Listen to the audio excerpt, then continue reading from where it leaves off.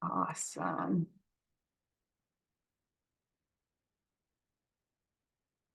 So, welcome everyone to the Crisis Forms training session. Again, I think everybody on this call knows me already, but I know there have been some new folks added to the team. So if you haven't met me yet, my name is Leslie Miska. I am the Office of Aging and Disability Services Information Services Manager, and I'll be leading today's training session. Next slide, please, Nikki. So you have been added to this training session as a participant in the listener mode, therefore your line is muted. I do want to receive your questions though, but I also want to make sure that we can get through all of the items that I'd like to present to you today and touch on. So if you could use the Q&A icon that's on your menu to submit questions to me as I'm going through the presentation, the demonstration. I will try to keep my eye on that, and if I can incorporate the response naturally into my presentation, I'll do that. If not, I'll save those and get to them at the end. We should have time for questions at the end. If for some reason I'm not able to get to all those questions that are in the Q&A, I will have those and I will make sure that I get answers out to this group, to the crisis team before we go live. But I think we should have plenty of time in the 4 hours together today. So definitely find that Q&A icon. It's on your Zoom window menu. It might be hidden under the 3 little dot ellipses that says more if your window is small, if your screen is small, like my laptop screen is, it gets hidden under there. But find it, open it up, feel free to type into it at any time throughout the presentation. Next slide, please. So as I mentioned, I want to cover a lot of topics today, which is why we have 4 hours together. I will try to find some natural breaks and give us all 5-minute breaks, probably every hour or so, so that we can refresh beverages, take bio breaks, do whatever we need to do to stay engaged here. So I want to try to cover the crisis specific progress notes, the crisis specific forms, all of the queries that are related to the crisis team and the forms that are related to crisis, notifications that will get triggered in the system when certain crisis forms or other forms are completed that crisis needs to be aware of, as well as um, a few reports that are available for crisis team members and staff to run. Next slide, please, Nikki. So with that, I'm going to steal the screen share from Nikki, and I am going to log us into our test environment. So please bear with me. The environment is a little bit slow, sometimes misbehaves, and there are still potentially a few little bugs and issues in there that we might stumble across as we go through this together. I'm going to log in as a crisis worker role to show you around today. There are multiple crisis roles, but I want to cover the crisis worker role because the crisis caseworker role mimics the community case manager or state case manager role. And so those folks had technical training sessions that were provided by FEI. So if you are a crisis caseworker, case manager, if you're a crisis case manager, then you can go, if you didn't participate in those case manager sessions, you can go get those recordings off of the project website. There's 3 different ones. It's sessions A, B, and C, and they were offered twice. So there's 2 sets of recordings out there on the project website, and you can listen to those, and it will tell you all about the crisis case manager role and the functions that will be available to you under that. But I'm going to stay focused on the crisis worker role today. There are some additional uh, features for like a crisis team leader, but all of the stuff that crisis workers have access to, the team leader also has access to. So I'm going to stay again, really focused on that role today. If there are specific questions about the team leader role, or even if Lori has questions about the program administrator role, I can certainly try to address those separately. But for today, and right now, I'm logged in as the crisis worker role. And so when you log into the system, you will come to your dashboard. This is what the crisis worker dashboard will consist of for tiles. You'll have the alert tile, which is in the upper left-hand corner, that orange one. You'll have the notes tile, the my tasks tile, and the messages inbox tile. You can rearrange these um, if you'd like to. You can hide ones if you don't want to see them, however you want your dashboard to look. Um, oh, and now I've see that test environment, little misbehaving a little bit. Um, Up here at the top, you have your persistent navigation. And I'm not going to cover all of what these tiles and dashboards and all of the features that are up here. That's a lot of that is available in our micro learning videos. Those are also out on the project page. So you can definitely listen to those, re-listen to those, whatever you'd like there to make sure that you understand how to use the common functions and the dashboard tiles. But for today, what I'm going to do is I'm just going to navigate right into the context of a person record and start showing you around for progress notes and forms. So I'm going to use one of my test records that I have here in the test environment, which is a Leslie test. And I just did a person search and I'm coming here to my Leslie test record. And once you're inside of the context of a person record, your primary navigation is going to be over here on the left. Your persistent navigation will stay with you no matter where you are in the system. So you can always go back and do another search or get any of these functions no matter where you are in the system. Once you've navigated into the person record, though, your person banner is going to stay here, this green banner across the top, so that you know what person record you're in. So we're in Leslie test right now for this demonstration. And this is kind of consistent with EIS and the when you anchor on somebody and it keeps that person's information at the top. That's what this banner is sort of consistent with. So down over here on the left, again, we've covered a lot of this in other training sessions. So if you've participated or listened back to any of the recordings, you may have heard some of this before, but this is the primary navigation menu for your person record. You land on the dashboard. So this is the person dashboard, differs from your dashboard, which was what we saw when we first logged in. This is specific just to this person and this person's notifications and tasks related to this person and appointments and meetings for this person.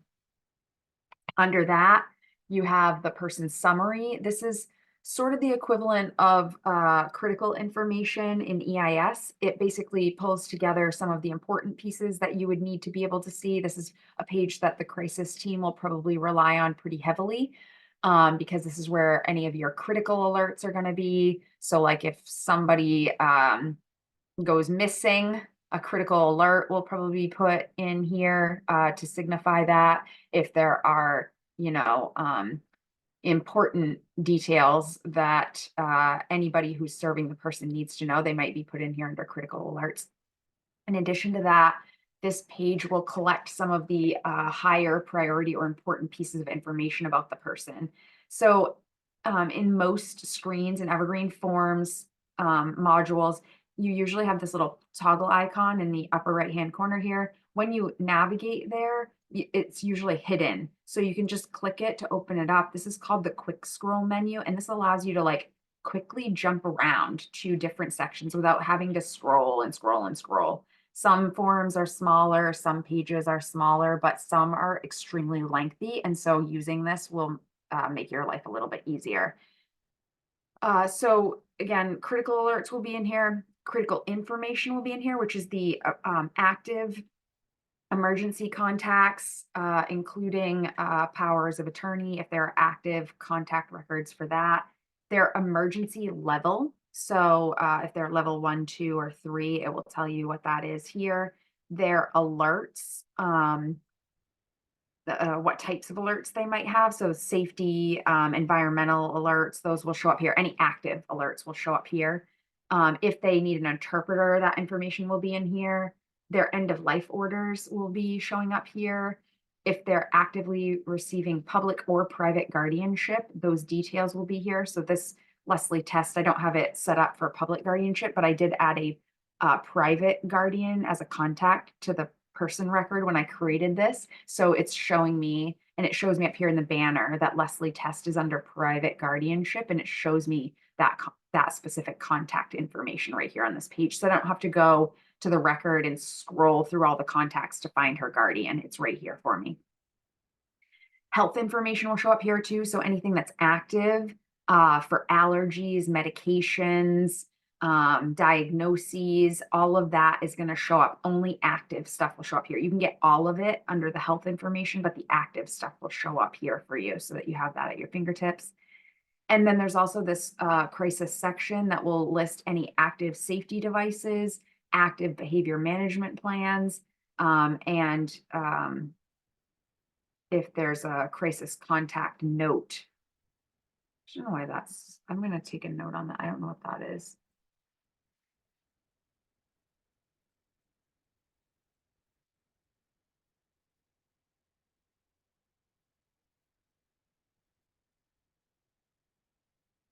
I'm not sure where that's coming from or why that's showing up there. So I'm going to take an action to look into that. And then their eligibility and enrollment as well. So this is coming from MIMS in a nightly feed.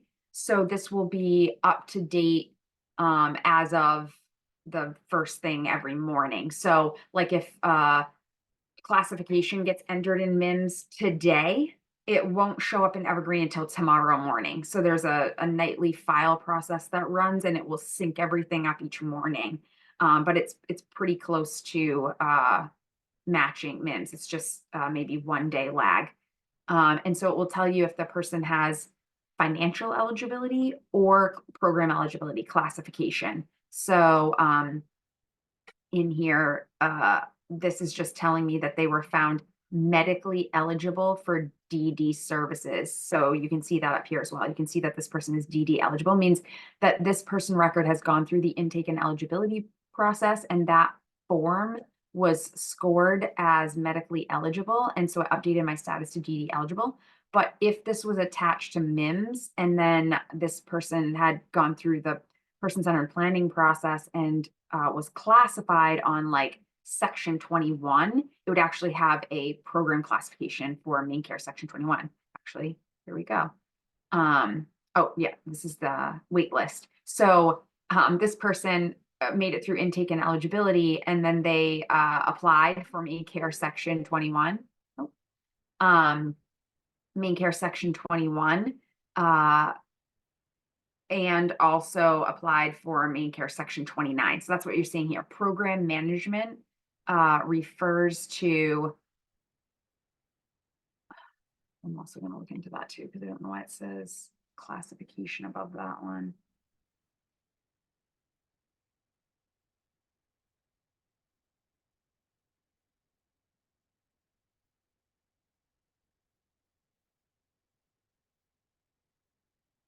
Oh, I guess, sorry, I know what that is. I'm losing my mind. I've been doing too many training sessions, you guys, bear with me. This is a program classification like that came from MIMS. So test environment, a little bit weird, but they were found DD eligible. They applied for section 21, but they got classified on 29. That's why I was a little confused there. Sorry about that.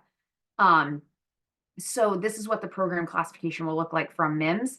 It will say main care 29 or 21 or 18 or 102, whatever the program classification is in MIMS. And then it will show you the start date, end date of that classification as it exists in MIMS.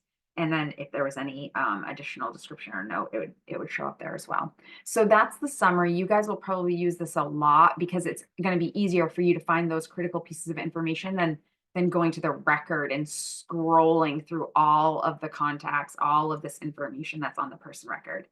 I'm not going to go through the person record or the health information or the history today, but there are recordings out there from the micro learnings to some of the case manager trainings, as well as like some of the webinars that I did. That first webinar that I did on the person benefits, the benefits of the system and the person record features. So you can find information about all this, and or you can play around in the environment and look at all this stuff yourself. But again, these are all the sections of the person record that are available. And then under health information, all these items are available. They're all list pages that all look exactly the same, but they have the corresponding data in there. So you can take a look at that. And then history is a new feature, but a way for individuals that are supporting the person to capture details that they learn about the person throughout the plan year without having to revise a person-centered plan to capture some of that information, or a comprehensive assessment to capture that information. And it makes it available right up here for everybody to be able to, everybody that has access to the person record to be able to see that. So first area that I want to go into here is progress notes. I did a webinar that talked a little bit about progress notes, but I focused on the general note, and progress notes have probably come up in some of the other training sessions as well. But I wanted to actually walk through the 2 crisis specific progress notes with you guys today, just so you could see the fields and know what those look like. So there's a crisis contact note and there's a crisis residential note. So in this role, you'll have access to conduct both of those. So I'm going to do the contact note first. And I'm just going to put test information in here so that we can get through this really fast. But you'd put an appropriate title. It's going to default to the activity date today. You can change that to a date in the past if you want. It's going to default to the logged in user's information here so that you don't have to type your own information every time. Then you can put your description, your note content right in here. And this is a WYSIWYG editor, so you have like the ability to format the content in here if you want. You can bold stuff, italics it, add a link, like a hyperlink, bulleted lists, numbered lists, highlighting. You can insert images, a table if you need to. You can upload like a little video clip. So you can do all kinds of cool stuff in here if you need or want to, or you can just literally type just like that. You don't have to do anything special either. You have a defined list of contact types for your note. So you have email, fax, mail, phone, in-person visit, meeting, walk-in, supervision, record review, documentation, or virtual video meeting.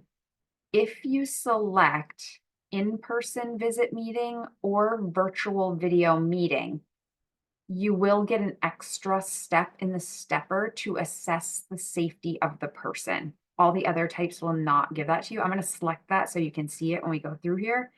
You can also, you'll also be asked to indicate how much time you spent on this activity, and it converts it to units. And this is mostly for case management and billable units, but it's also good for us to capture this data just so we know how much time is being spent on these activities.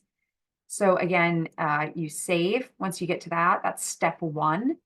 And now we're in step 2, which is your specific crisis contact note fields. All this questions on step 1 are the same questions in every person progress note. They're all consistent. But step 2 is the sort of custom questions or fields that are related to that progress note type. So for crisis contact note, you have another text field for the presenting concern. So you can enter details about the presenting concern in this box. Same features here. You can do all this cool stuff. And you also have another text field for person response. And again, same deal. You can do all that cool stuff in there. And then you have this recommendations section. And the recommendations section is broken into a plans and meetings category, a placements category, a waiver services category, enhanced level of services, other services, additional crisis services, medical specialist visits, follow-ups. And you can multi-select any of these things that apply. So from your opinion in this crisis contact note, you can make recommendations on any plans or meetings that should occur related to this person. So you could say somebody should develop and submit a behavior management plan, or they should develop and revise the crisis plan, or they should develop and revise a positive support plan. Actually, let's do that. Let's pretend they don't have a positive support plan yet. Or you could recommend an IST or both. You could recommend submitting a safety device request. You can recommend placements, one or many. You don't have to recommend any of these things either, though. If there's no recommendations, that's fine too. But these are all available for you to select as many as apply. So for placements, you could say crisis house admission, ED admission, emergency transitional housing admission, hospital admission for medical issues, psychiatric hospitalization, or refer to homeless shelter. You can also select recommendations for waiver services. You could recommend that the case manager apply for any of these waiver services or reconsider an application that's already been put out there. You can say case manager should apply for main care section 21 reconsideration. Let's just check that one for fun. You can also say enhanced level of services, whether you think that there's a recommendation for in-home crisis supports or main care section 21 crisis hours or supports. There's also the other services. So aside from waiver services or enhanced level of services, there's this list. Refer to adult community case management, refer to adult mental health services, refer to adult protective services, refer to main care CCU, or additional crisis services, ongoing consultation, education from crisis to family provider consumer, ongoing phone supports from crisis as needed. Maybe let's pick that one. Wellness checks, in person follow ups from crisis. And then medical specialist visits or follow ups. You can say you think maybe there's a need for an emergency appointment with a PCP or an emergency appointment with a specialist or a follow up appointment with a PCP or a follow up appointment with a specialist. After that section, actually, I see Holly asked a question, so it might be, I'm going to try to answer that one right now. If we click on any of the recommendations, does anyone get a notification of that, or do they just see it when they review the note? Great question, Holly. I believe that this is, I don't want to make an assumption there. I believe it's just going to stay in the progress note itself. But I know that your other forms, when you make recommendations on your other forms, it does trigger notifications. Like if you suggested an IST um, in some of your other forms, it will trigger a notification. So let me see if I can tell quickly whether or not your progress notes do. No, I'm quite certain it doesn't appear that your progress notes, your recommendations in your progress notes are going to trigger anything. It's just going to stay in the progress note. But when we get into the forms, you will see that, and I'll share with you the notifications that will trigger from the different forms and the recommendations that you make at the form level. Under the recommendations section, you have the crisis prevention plan question. So does the person have a crisis prevention plan? This is a required field as well. Anything with the red asterisk is required. So presenting concern, person response, those are required. The recommendation section is optional. But the crisis prevention plan question is required. So you'd have to say yes or no. I'm going to say no because I don't think Leslie Test has one of those yet, and I want to show that to you. And then you also have to answer this type of crisis services provided. So you've got to select one of these, but you can select multiple. So you have admission to crisis house, comprehensive assessment, consultation, education, contact, guardianship, permission to treat, in-home crisis support, mobile outreach, telephone, wellness check. I'm just going to say telephone on this one. And then you also have to answer this question about referral source.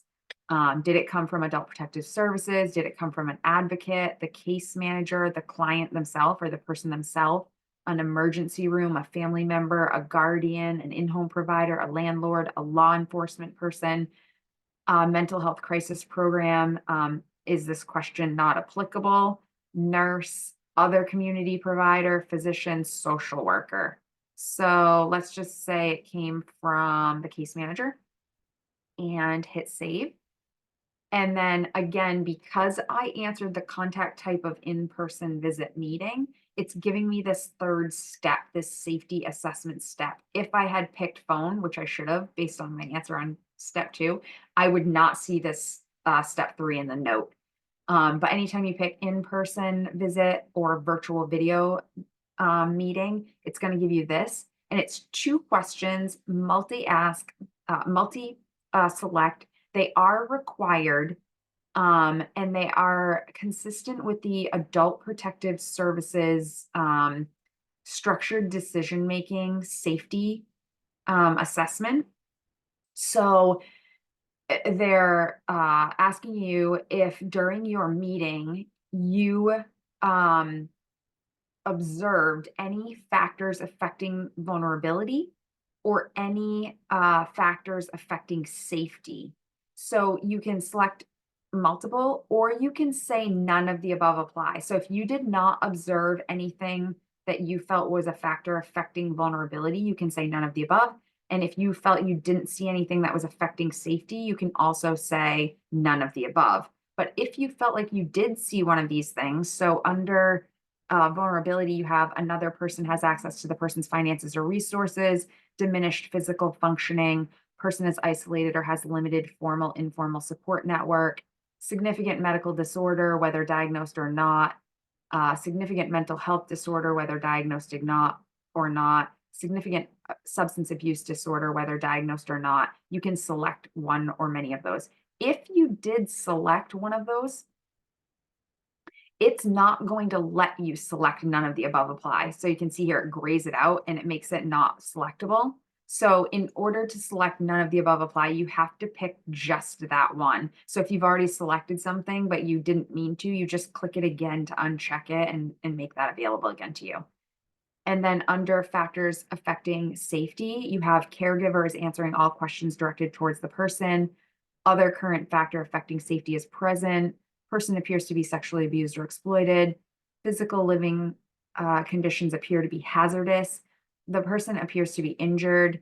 The person experienced or is facing imminent threat of life or physical safety. The person made verbal statement they did not feel safe. The person made verbal statement they did not feel their friends or family were safe. The person made verbal statement that they did not feel their home environment was safe. The person or caregiver is unwilling or unable to protect the person. The person's home or neighborhood appears to be violent. The person's needs appear to be neglected. The person's resources appear to be wrongfully used, mismanaged, or misappropriated, or none of the above apply. I'm just going to say none of the above on both of these, and then hit save. Oh, I guess I'm not going to do that. Let me try this again. Test environment. Just pick a couple of those. What is going on here? Oh, what one did I pick? Oh, it's giving me some messages. As a mandated reporter, per Title 22, Chapter 958A, Adult Protective Services Act, you must call APS intake. So I selected person appears to be sexually abused, and it's telling me I need to call APS. It also is saying you have observed or been made aware that the person is not safe. Please notify the appropriate authorities. Let me try this.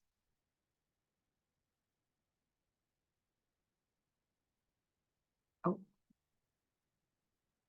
wow. I guess it doesn't like this. Let me go back here. Maybe I can't. All right. I'm going to take a note here. I think there's a permission issue with the step 3 being filled out in this environment.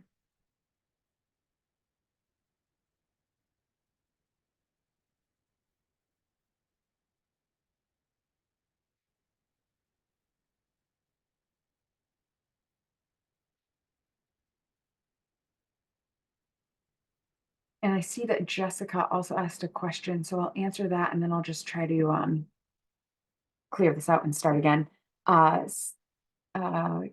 CRW do preventative notes for ER disposition and ISTs that are currently attached to assessments in EIS. Will they still be able to create these types of notes, and how will they be classified? Great question, Jessica. When I get to the I'm going to get into the forms. I believe that the fields that you would have captured here in the note are present in the forms where they need to be present. But if after I go through the forms, you still feel like there's a gap there, let me know and we'll circle back to it. Let me cancel this. And let me just try that again really quick. Oh, well, look at that. It actually it actually created it, even though it wouldn't let me save. That's good. I thought I was gonna have to recreate it. It created my note, even though there's something going on with the permissions there. So once you hit save, it brings you inside of the note itself, and it shows you these three sections of the note already populated here. But you can also add history specific to history that was learned during this activity if you want to do that from within the progress note. And you can also actually ignore that. I want that to be removed at some point. This is the exploration and discovery report, which I think you do have ability to pull it, but you should always pull it from this print icon, because if you pulled it from here, it's only going to give you results for that section of the note that are in this specific note, and your crisis notes don't have exploration and discovery. The general note has exploration and discovery, and the provider exploration and discovery note have provider explorations or have exploration and discovery. And that's a tool that's used by case managers. So crisis case managers, you'll use that. But I doubt the crisis worker or team leader or even Lori as the program administrator will need to use this very often. This is again, it helps with the development of the comprehensive assessment and the person-centered planning. So you can ignore this little printer icon. But if you wanted to add any history that you learned as well, you can certainly do that from right here. It'll be attached to the note, but it will also store it here in the history section. I'm going to go back though and show you the crisis residential note now. So again, same fields up here.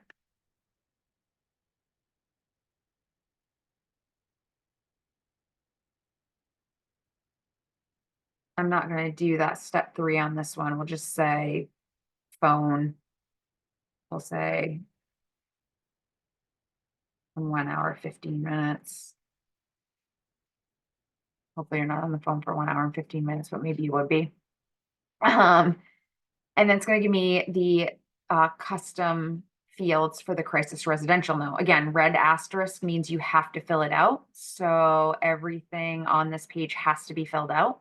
This is step 2. You should only get 2 steps because we picked phone. Was there an event that resulted in a reportable event? Yes or no? Because I said yes, it gave me a conditional question. Was a reportable event completed? These are radio buttons. So when you answer a radio button, you'll also see this little clear thing appear over here because you may accidentally pick one and you weren't really ready to respond. And so you might want to clear that out.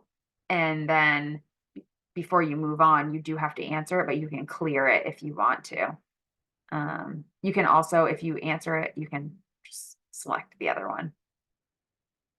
Activities of daily living need to be responded to. So this is a radio button. So this is a single select. So you can pick independent, needs physical assistance, needs skill training, needs supervision, or total care. And it gives a little bit of an additional description for what each of those means. I'm just going to pick needs skills training.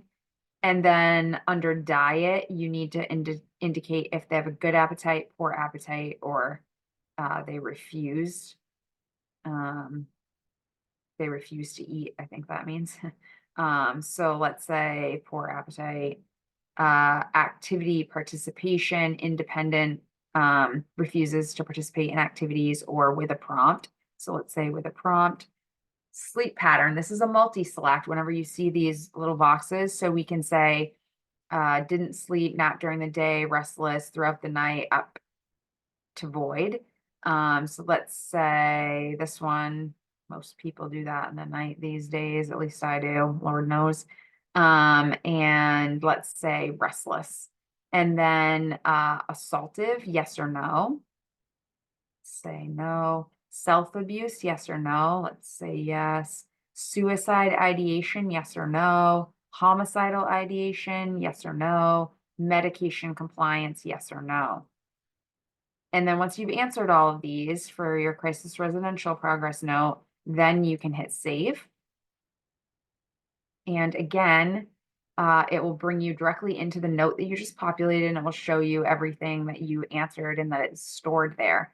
So progress notes are all editable by the enterer for up to 24 hours, and then they lock down. So you can see here, I still could edit this, but after 24 hours, all notes lock down and they're no longer editable by anybody other than my team. So if that happens and you need something edited after 24 hours, you would need to reach out and request that support. I'm going to move into, I know we've been going here for about 35 minutes or so. I'm going to move into forms and we'll try to get through a couple of the forms and then I'll give us a break before we move on to some of the other forms. So again, I'm going to skip appointments, attachments, assignments. Those are covered in some of the other sessions. So hopefully you've heard about those. But I'm going to go right in here to forms and plans. I already have a lot of forms and plans on this test record. But somebody that comes in new to service would have none. So depending on how long the person's been in service with us, you may see, just a handful of forms, or you may see dozens to hundreds of forms. This is the all forms list page. So it's literally showing all of the forms, and Crisis has access to view basically all of the forms. So you're going to see a lot of stuff here. You can sort on the all forms list page by these column headers. You can search by keywords. It's going to search all of the columns that you're seeing here and, narrow your results based on the search criteria that you put in here.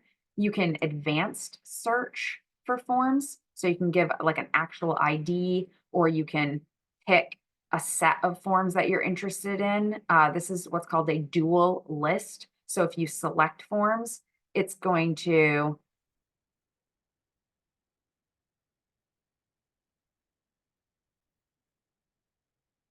search just for those forms that you selected. You can also do it based on program. You can also give it a date range. You can say, I only want to see forms created by this person. You could type your name in or someone else's name, by status, by whether the form is active or not. So I'm going to say those types of forms and active and do a search. Oh, well, that's no good. I picked something that doesn't have results. Let's take that off. Oh, so I don't have a lot. I don't have a lot of crisis forms on this person record yet, which actually I should have known that. I picked this person on purpose so that I could use it for the demonstration today. I only have one crisis form on this person right now. But let's remove that so that you can also see clear all search. So there's another way besides using advanced search to narrow into a specific form. So you can use this little filter icon over here. This is the custom forms list pages. So all the forms that you have access to and that you're seeing in the center here will be listed under their category. So if you wanted to just see reportable events, for example, you can click on reportable events. Oh, test environment, misbehaving again. Uh-oh, am I getting kicked out?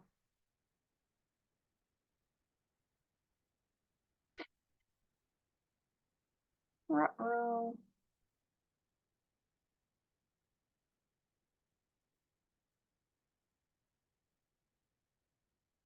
Yeah, all forms. Hmm. It just doesn't like reportable events. Let me try a different one. DD eligibility. Yeah, well, that one works. Apparently there's something wrong with the reportable events custom list page. Let me track that.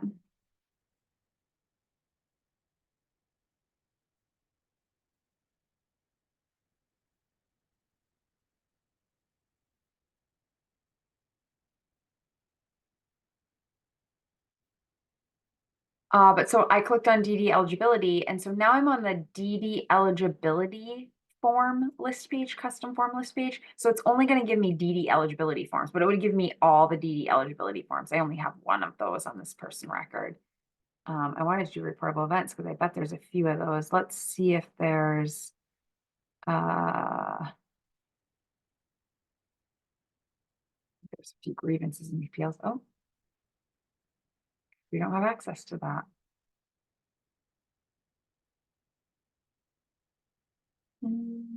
Person-centered plans. All right, we've got a lot of person-centered plans.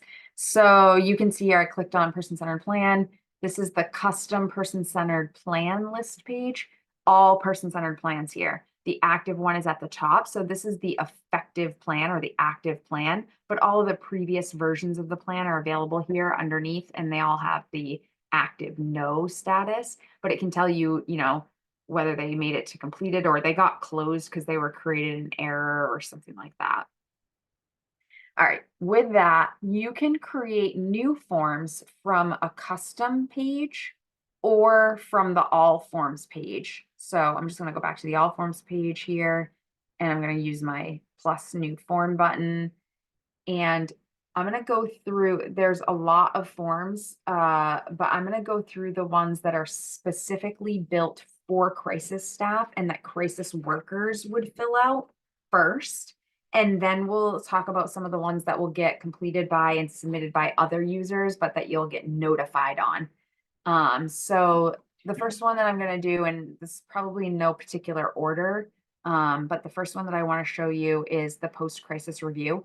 Most of your forms are under this crisis services category.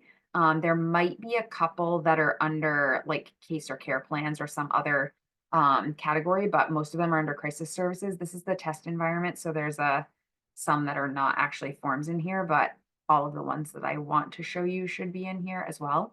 So we'll go with this post-crisis review form. So you pick your category, find your form, hit next. It's going to ask if you're sure you want to create it. You're going to say yes. And all forms are going to behave this way. You're going to, do that create modal. It's going to ask if you're sure you want to create it. And then as soon as you do, it's going to bring you into the form. And every form is going to bring you in, and all the sections will be defaulted to collapsed.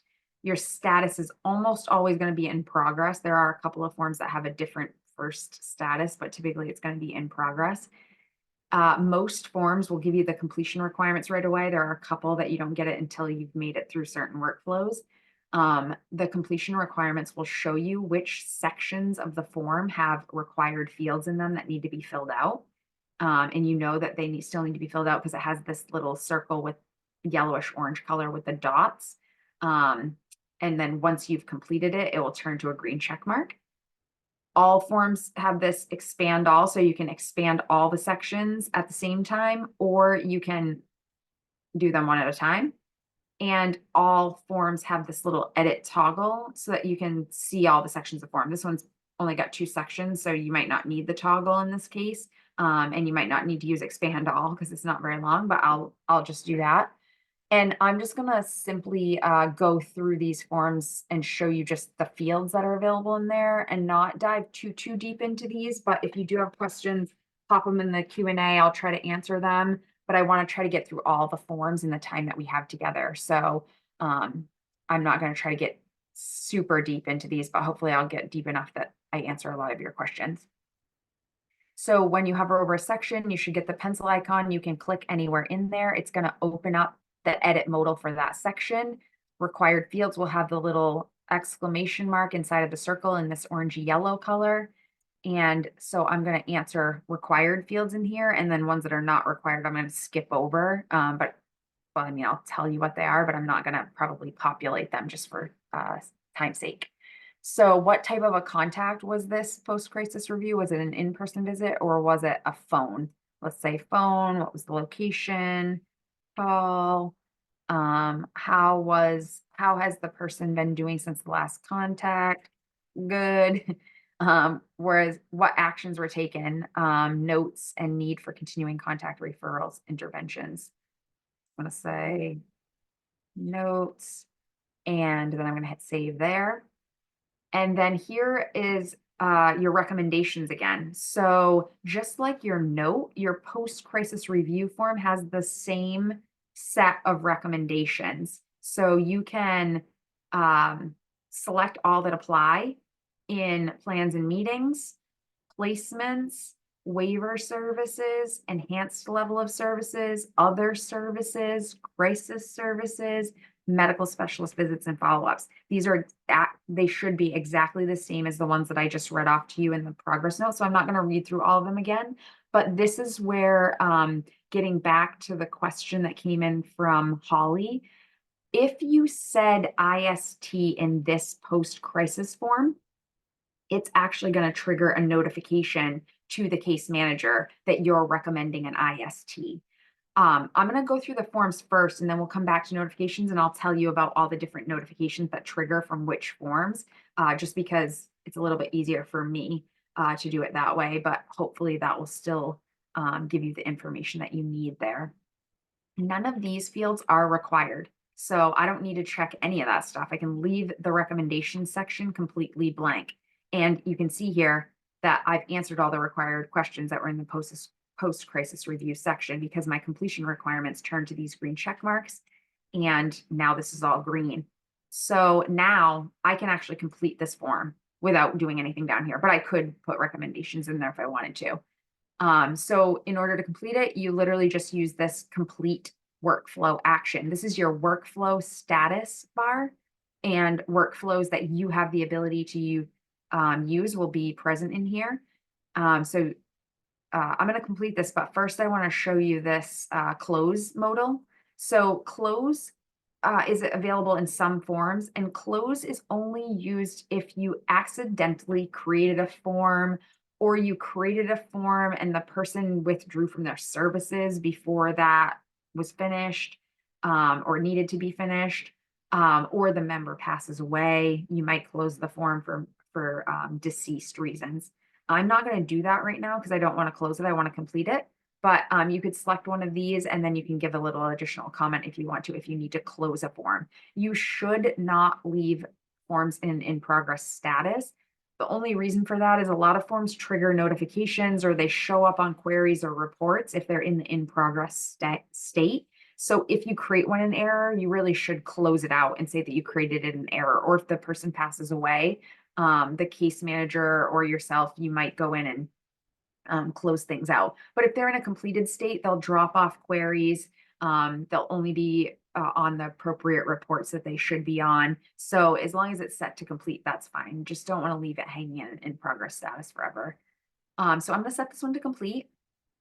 And in our test environment, everything's hanging in progress status. So when we get to notifications and queries, it looks really terrifying. So just prepare yourself for that because we aren't doing a good job of closing out all of our forms. But now this form is set to complete. So it's locked down. All of the information that I put in these two sections is locked down. I do now have a third section though for this post-crisis review. So now that I've completed the form, it's giving me a follow-ups section.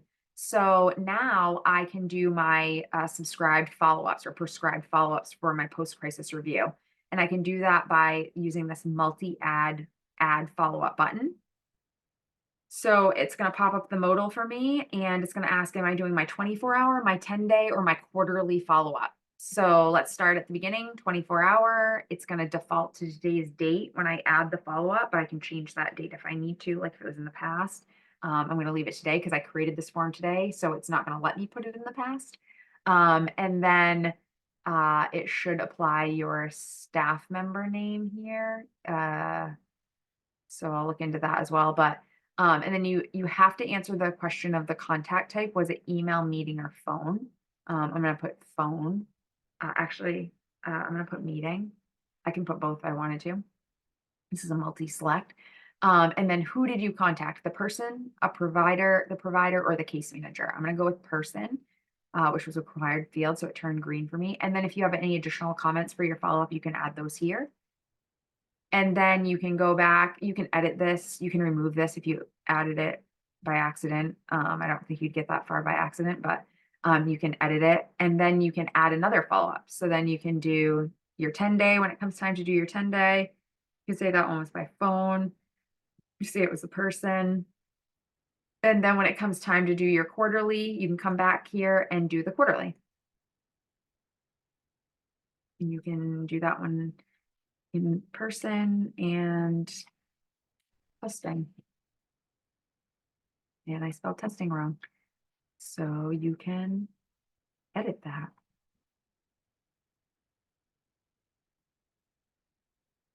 And there you go. There's your post-crisis review, filled out, completed, and all of its follow-ups have been added. And now we can see it on the all forms list page, the post crisis review. And if I go over here, I should have post crisis review. And now I can see just that form under that custom list page. All right. So let's do one more here and then I'll give you guys a quick break. So let's do your emergency disposition. I believe that's under here as well. Crisis services, emergency room disposition. Are you sure you want to create it? Yes, of course. Brings us right in. Same dealio. 3 sections on this one. Completion requirements. I need to fill out the emergency disposition section and the emergency stay information section. I'm going to expand those. I can see here that I have my pencil icon, my contact type. Again, was it in person or phone? Let's do phone. Let's do today's date. And it defaulted to me. I'm logged in as Maya, first name Maya, last name crisis caseworker. So I've completed that. So you can look up here and see it shows me that I have completed that one section now. And then you can do your other section. Notified by the hospital, name of the section. Actually, I'll show you what's all in here. Hospital, DD, caseworker, provider, or law enforcement are your selections. Name of hospital. Can't type. This transported to the ER by is not required. It doesn't have the required field, but I'm going to show you what it has in here. Emergency responder, crisis worker, family, personal vehicle, law enforcement staff, or other. If I chose other, it gives me a value and it requires me to fill the value. Has a psychiatric assessment been completed? Yes or no? So you have to answer that. I'm going to say yes. And then because I said yes, which provider completed the psychiatric assessment?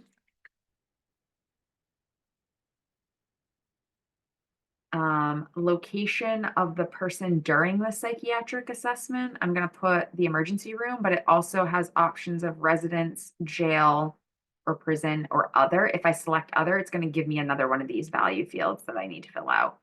What method was used to complete the psychiatric assessment? Video conference or in person? I'm going to say in person.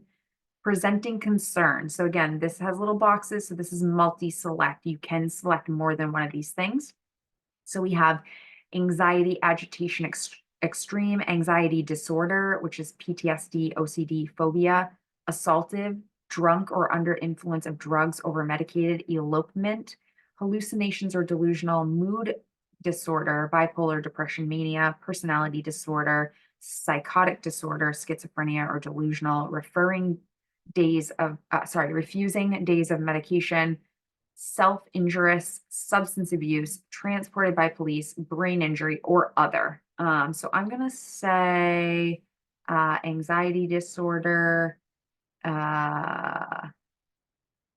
refusing days of medication. And then it's going to ask you the day in date to the emergency room.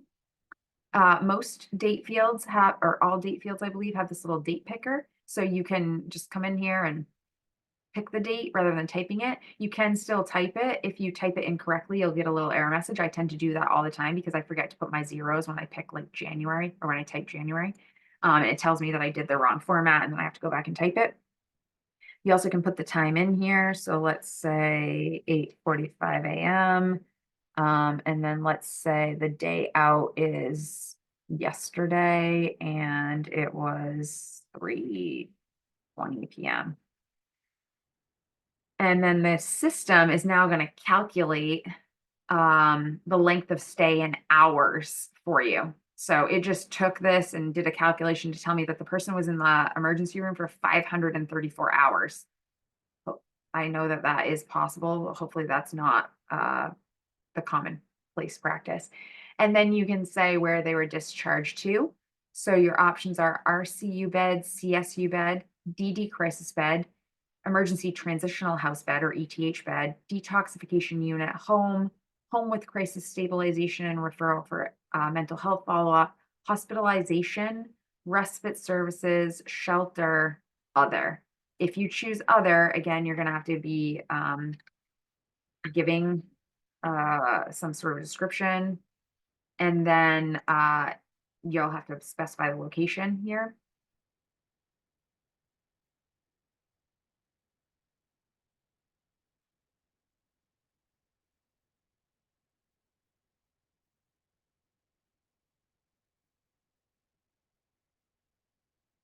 And so now you can see I have completed the both sections, all of the required fields.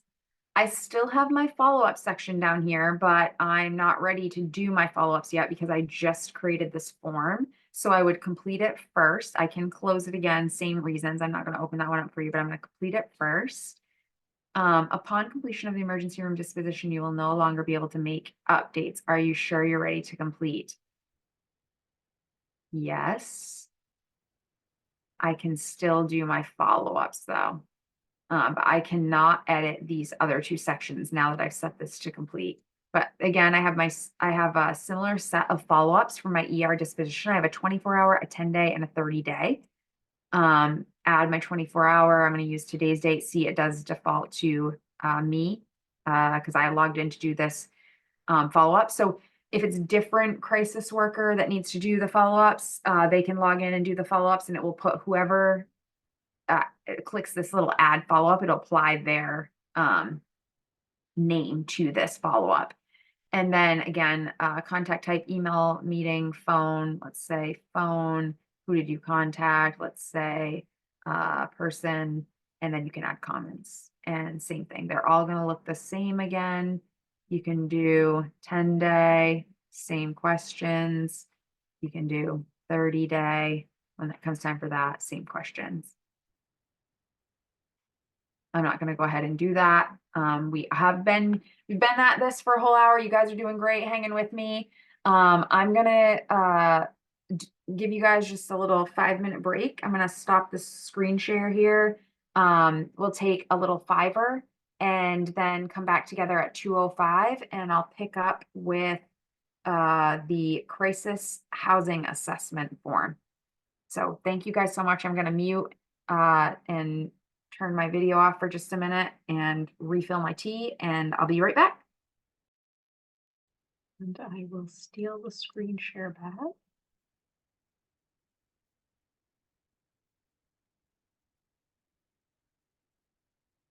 Okay.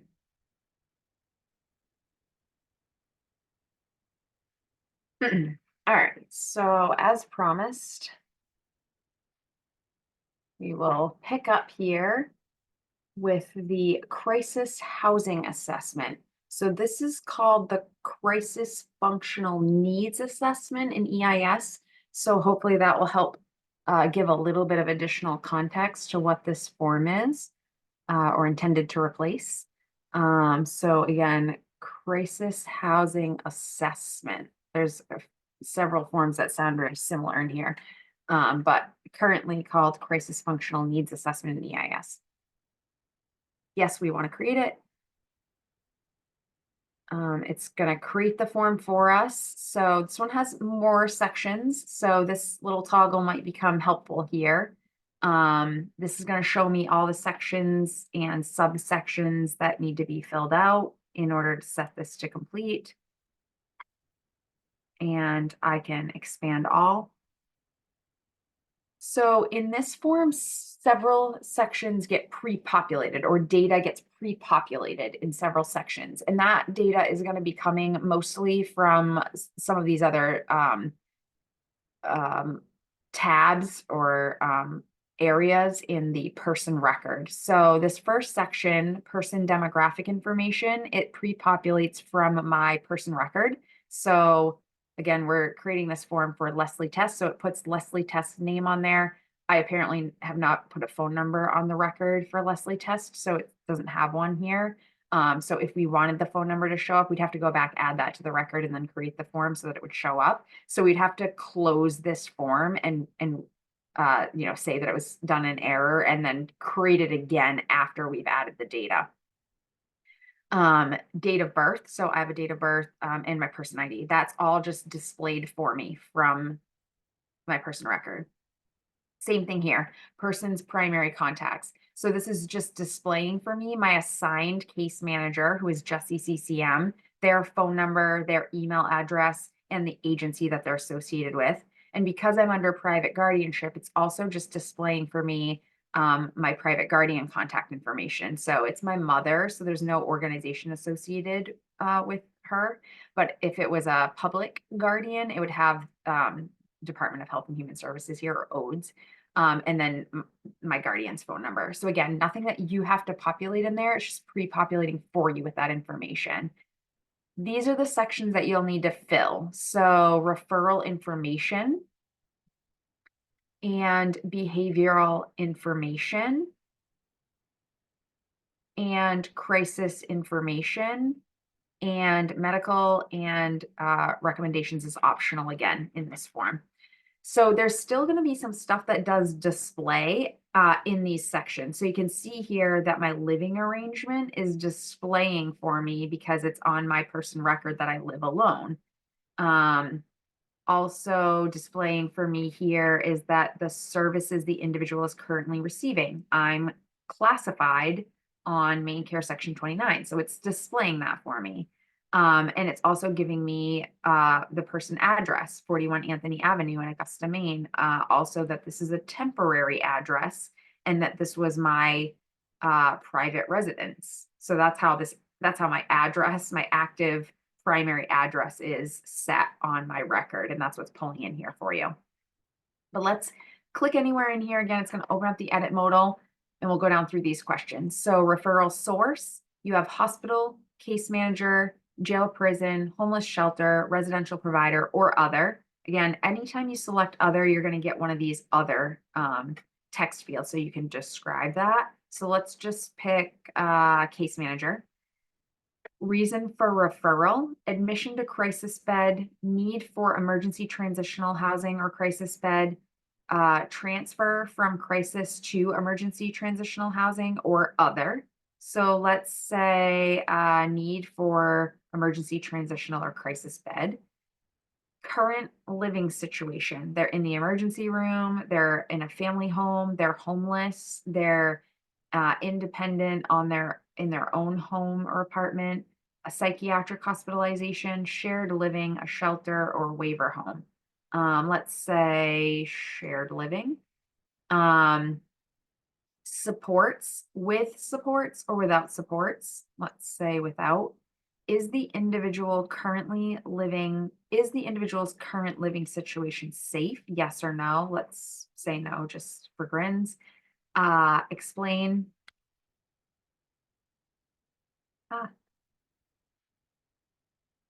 Is the individual at risk of losing housing? Let's say no. And we can explain, including action steps already taken and what case manager is doing. Can't even type info. My fingers are cold. Location at the time of the assessment. Homeless shelter, hospital, jail, prison, residence, other. Let's say other.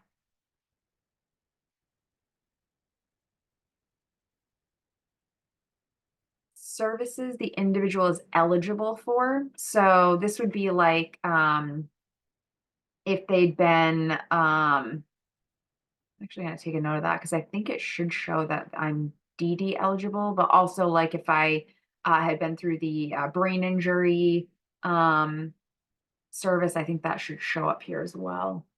Let me take a note about that.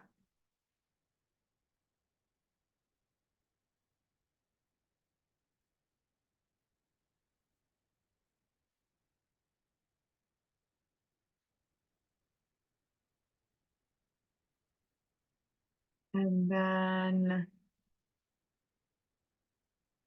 external services the individual is eligible for. Select all that apply. Mental health, substance abuse, children's, none of the above. I'm just going to say none of the above. But you could if you didn't want to select none of the above, you can select multiple of these other ones.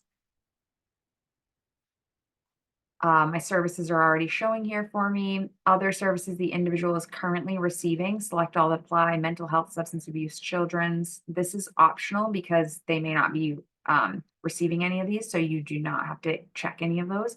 And then again, it populated my address information. So I'm going to go ahead and save that. And you can see that we've completed all the required fields for our referral information section. Oops.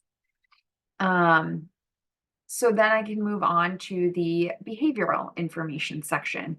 This is going to display for me active diagnoses. So I have an active diagnosis on my under my health information of developmental disorder of scholastic skills unspecified, and there's a little note associated with it that says test.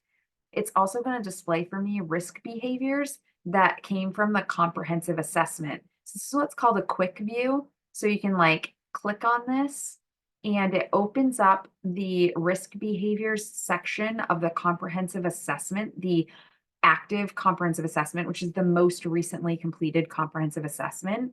And it shows me the personal safety assessment for personal safety section of that comprehensive assessment. So the question, does the person have a history of the following trauma, was answered none. And then does the person engage in self-injurious behaviors? No. Is the person currently talking about suicide? No. Does the person put him, herself in a dangerous situation? Unknown. Does the person ingest inedible poisonous substances? No. Does the person have any unusual or repetitive habits? Yes. Please describe staring into space. Does the person isolate themselves? No. Does the person have difficulty focusing or paying attention? Yes. Please describe trouble holding a conversation about any topic.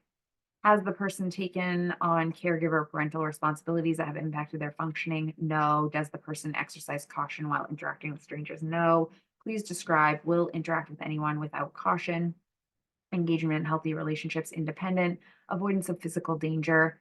Recognize and avoid physical danger, needs supervision. Comments from this assessment were need to ensure safety when interacting with strangers, avoidance of emotional jeopardy, recognize and avoid emotional jeopardy. It was scored as independent. And then under there was also public safety alerts. There were none at the time that the comprehensive assessment was completed, and the safety and security plans. There were no HCBS rates, modifications, positive support plans, behavior management plans, ISTs, crisis prevention plans, or reportable events. And then there's the assessment for public safety. If there were, it would show you that the appropriate details for these plans or forms. Assessment for public safety, risk of harm to others. The questions for the comprehensive assessment are, is the person currently engaging in aggressive behavior toward others? And the answer was no. Is the person currently making threats or engaging in aggressive behavior towards animals? No. Is the person currently making threats toward others and or expressing homicidal ideations? No. Are there current indicators of fire setting behavior? No.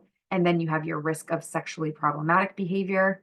Risk of that, does the person currently display sexualized behavior or poor boundaries with physical sexual contact? The answer was no. Criminal behavior, is the person currently involved with the criminal justice system? No. What is the source of information? And the selection that was made in the comp assess was individual self-disclosed. Has the person recently destroyed any property? No. And then other problem behaviors or safety concerns. Does the person have any social behaviors that may be disruptive to the activity of others? No. Does the person have any behaviors viewed as uncooperative? No. Judgment regarding personal conduct was independent. And then safety and security plans. Does the person have an HCBS rates modification addendum? The case manager that filled that out said no. Does the person have a positive support plan level 1 or 2? They said no. Does the person engaging in challenging behavior level 1 and 2 that may be addressed? Does the person engage in challenging behavior level 1 or 2 that may be addressed with a positive support plan? They said no. Does the person engage in challenging behavior level 3, 4, or 5 that has not responded to a positive support plan level 1 or 2? They said no. And then there was an ability. So now these are the questions that you can answer after you've reviewed that comprehensive assessment, that section of the comprehensive assessment. You can collapse that back too if you want to. Then you can answer your questions in this behavioral information section.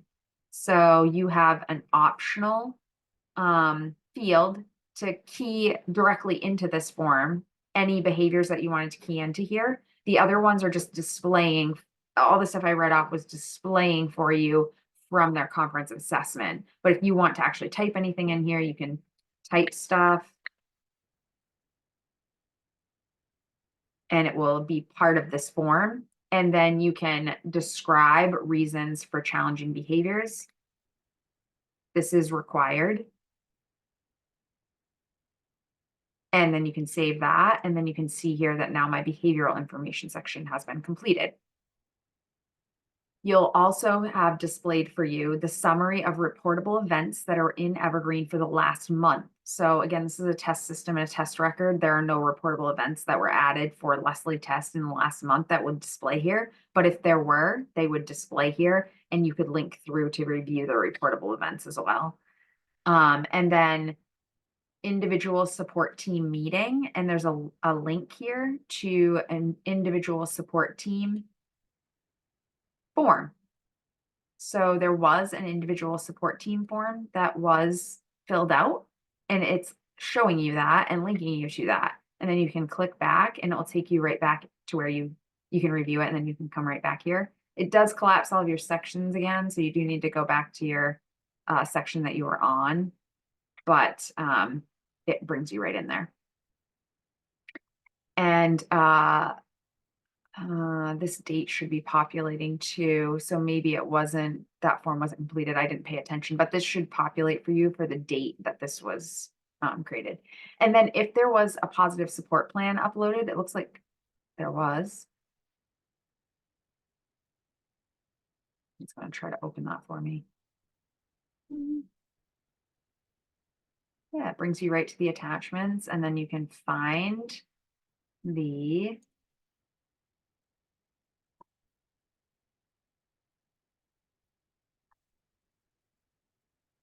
like that right now.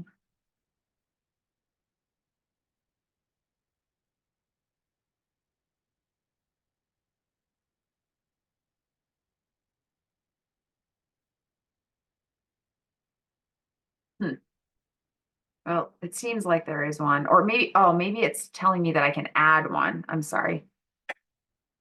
Maybe this is allowing me to add one. I'll have to look into that. Apologies. But I thought this was trying to link me to the one that was uploaded, but positive support plans are uploaded as attachments to the person record. This person's plan can be viewed by clicking on the link provided and following these steps. Once you're redirected to the attachments page. Yeah, it's indicating that there's one on the person record, but I wasn't able to find it really quickly there. Search for positive support plan by using one of the options. Perform a quick search for positive support plan. Click on advanced search and select that category. Let's try that. Let's see if that works. Advanced search is over here. Category.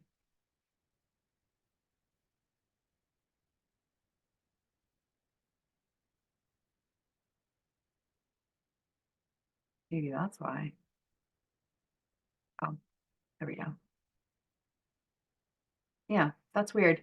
It's telling me that there is one, but I'm not seeing one. So I'll check to make sure that that's working correctly. But if it truly was there, then you should be able to click this link and find it and look at it. If there is a behavior management plan in the system, this would populate with the status of it. Because there isn't one, it has these two dashes. The latest active behavior management plan approval date would show up there if there was a behavior management plan on file for the person. And then also the explanation. Sorry, now you can fill out this part here. So, oops.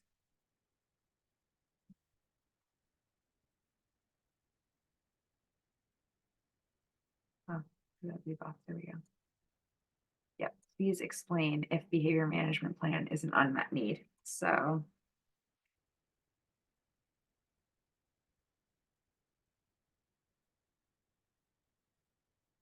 and then crisis prevention plan date, crisis prevention plan status.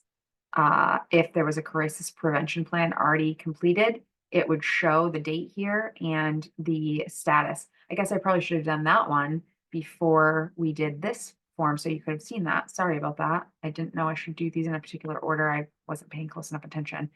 If there was a safety device record in the system as well, it would show you the safety device approval packet status and the date of the committee approval and the approval end date. Again, I haven't added that yet. If we have time here, I'll add one and show you that as well. So then you get to the, but you can check here, we've met our behavioral information requirements. But then you get to your crisis information section. This section is also, actually, before I open it up, this section also has some comprehensive assessment quick view here. So there are a few questions, 5, and then there's a view, and then there's another question, and then it's showing me that this person's primary language is American Sign Language. But let me just expand this and show you what comes over for level of support as well, and then we'll open it up and answer the questions. So level of support will show you their BMS 99 questions and answers from the most recently completed or active comprehensive assessment. So it's broken out by headers here: healthcare, living arrangement options, environmental safety, home adaptations, daily routines, personal safety, public safety, communication, expression, emotion, technology. And then it has all of the BMS 99 questions for each of those categories listed. The question or label and the score or answer. So medication administration, independent; accessing medical care, independent; emergency first aid, independent; accessing mental health care, independent; cooking, independent; laundry, independent; cleaning, housekeeping, tidying, needs supervision. And there was a comment: doesn't like to clean. Trash removal, independent; minor household maintenance, needs supervision. And there was a comment: needs help with these types of tasks. Can ID and use fire exits in the home, independent; can ID emergencies and respond, independent; can phone and contact emergency personnel, needs supervision. And then there was a comment that the individual is deaf. Can control water temperature in the kitchen and bath, independent; eating, independent; dressing, independent; toileting, independent; bathing, independent; rooming, independent; oral care, independent; mobility, independent; stairs, independent; engagement in healthy relationships, independent; avoidance of physical danger, needs supervision. And there was a comment of need to ensure safety when interacting with strangers; recognize and avoid emotional jeopardy, independent; judgment regarding personal conduct, independent; expressive communication, independent; receptive communication, independent; sign language, independent; visual gestural, independent. So I'm just going to collapse that again. But that's what you can view in this section that came over from the comprehensive assessment. I'm going to go ahead and open this up so you can see all the questions that you need to and can populate. So is the crisis related to housing? You can say yes or no. Let's actually say no. Is the crisis related to funding? Yes or no. Say no. You can describe the current crisis. What has been done or tried to address the crisis?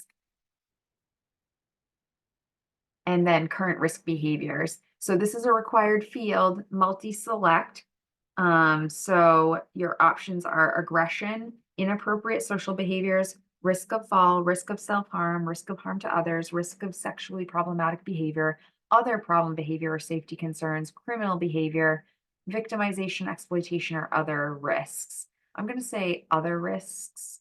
And if I say other risks, now it's going to ask me, what are the other risks? And I'm also going to say other problem behavior or safety concern. And then I can explain any changes in level of support since the most recent comprehensive assessment. And then, this is optional, but this one here is required. Describe the overall level of supervision this person requires. So it gives me the options of independent, needs physical assistance, needs skills training, needs supervision, or total care. I'm going to say independent because most of the scores on the comprehensive assessment were independent. and primary language, American Sign Language. That's displaying from the person record, and you can see it up here in the person banner. I'm going to save that. And now it shows me that I've completed the crisis information section. So now we just need to do the medical section.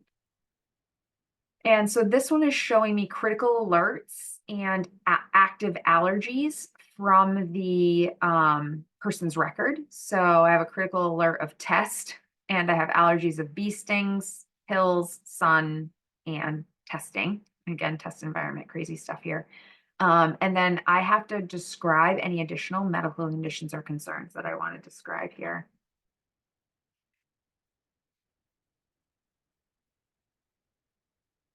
And now my completion requirements are met, so I can complete this form. I do have a recommendation section, though, that is exactly the same as the recommendation sections that you've seen previously. It has the plans and meetings, placements, program services, enhanced level service, other services, additional crisis services, medical specialist visits, follow-ups. I can select one or many of these. I'm not going to for the purposes of today. These will trigger notifications as well. Some of these will trigger. We'll talk about that after we get through the forms, but like IST again would trigger to the case manager. I'm going to go ahead and set this to complete. Also, I could close this if it was done in error. And now you can see here under recommendations, I have a completed by.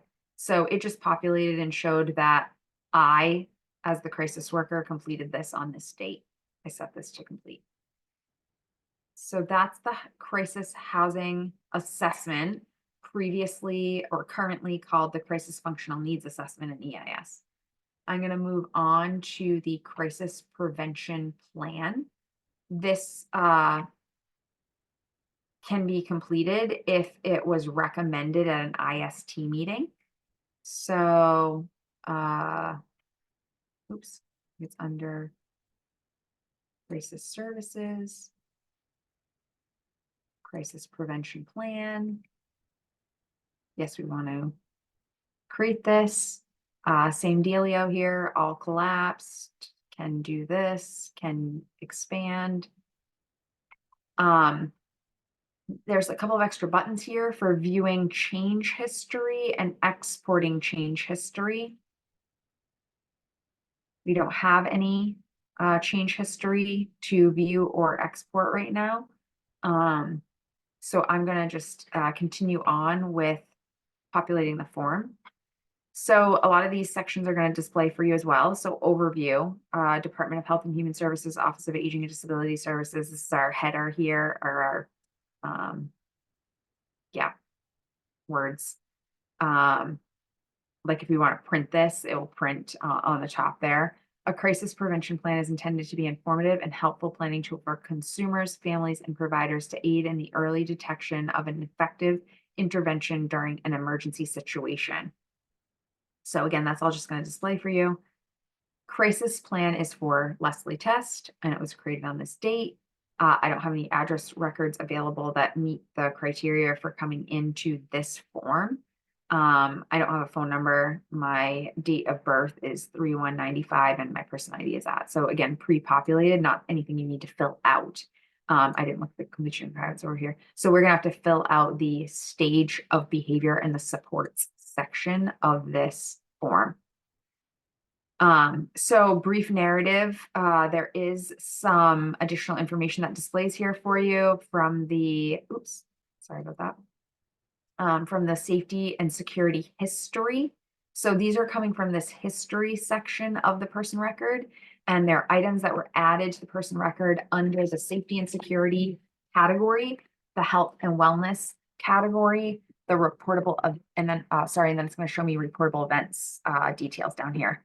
So safety and security, there were 2 safety and security history items. Again, this is a test environment, so they just say personal safety. Sorry, they were type of personal safety, and then the history item just says personal, and then a type of public safety, and it just says public. I typed those likely. And then health and wellness history, there's 1, 2, 3, 4, 5 health and wellness history items on this person's record. So one was under the subtype of healthcare. One was under nutrition and fitness. One was under disability diagnosis specific. Another one was under nutrition and fitness. And then there was a third one under nutrition and fitness. And then the history items themselves were test, nutrition and fitness, diagnosis. But these ones say like history, testing history versus exploration and discovery. This one says goes to the gym. So there's history items that are going to display for you. It's also going to display for you some reportable events category counts. So it's going to show you the reportable events with a category of emergency department visit. It's going to tell you how many this person has. Also, reportable events with a category of law enforcement intervention, how many this person's record has. How many have a category of hospital admission, planned or unplanned? One. How many have rights violations? Two. And how many have emergency restraints? One. So it's going to give you the counts here, but if you want to go review the reportable events, you use this little link and it will open up it will navigate you to the reportable events list page. I'm not going to do that right now because I want to keep going, but it would basically just move you over there just like we did when we tried to go to the attachments and review the positive support plan, and then you'd be able to navigate through and review reportable events if you need to. It also displays for you in the section active diagnoses. So we saw this on one of the other forms. It's coming from my health information under the diagnosis and it's active. And now here's where I can edit. This is not required, as you'll recall. None of the brief narrative was required, but I can explain any additional details that are not listed above if I want to. It's optional. Or I could also provide any areas of concern or known triggers. So again, these are all optional, but I can add data here if I have it. These sections are required. So stage of behavior, I do have to fill. This is a multi-add list again, so I can add as many stage of behaviors as I need. So I'm going to click the plus add, and it's going to pop up the modal, and it's going to ask me what category is this stage of behavior. Baseline behavior, crisis, early warning sign, escalation, post-crisis. I'm going to go with baseline behavior, and then I can do description, stage of behavior, description, recommended response, who to involve, who not to involve, and then I can save. And then I can add another stage of behavior. So I could pick early warning signs.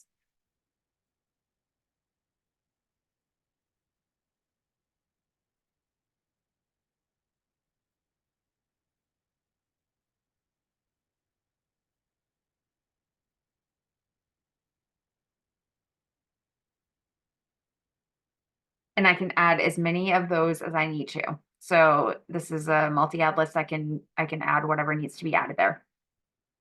And you can see here, oh,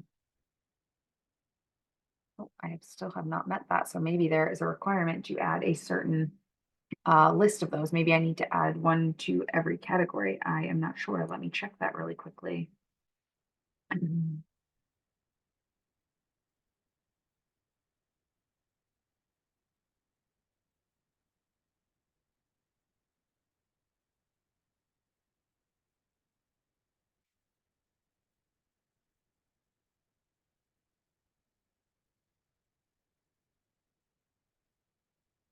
Stage of behavior. Multiple of each category can be added.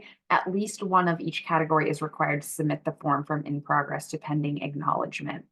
The user can add a stage of behavior by selecting that. So we do have to add one in every category in order to meet our requirements, our completion requirements. So I'm going to go ahead and just do that really quickly.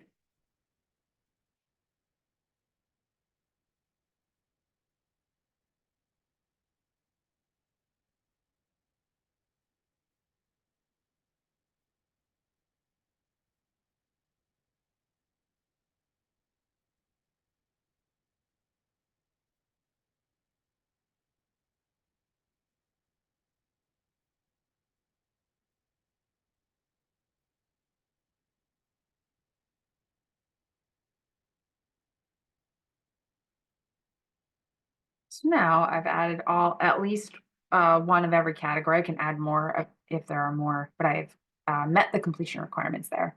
So now I need to fill out the support section. On-call details. It's required. It shows me the assigned case manager is Jesse CCM, and this is Jesse's phone number, and it shows me the private guardian, and it also gives me the crisis hotline number and to ask for DD crisis, and I can save. And now I've met the completion requirements for this form. If some time had lapsed and some things had changed, we would be able to see what change and kind of refresh that, pull that in here. But we don't have any because we're doing it right now and I haven't made any other edits to this person record. I just want to make sure that I'm giving you the correct information on that.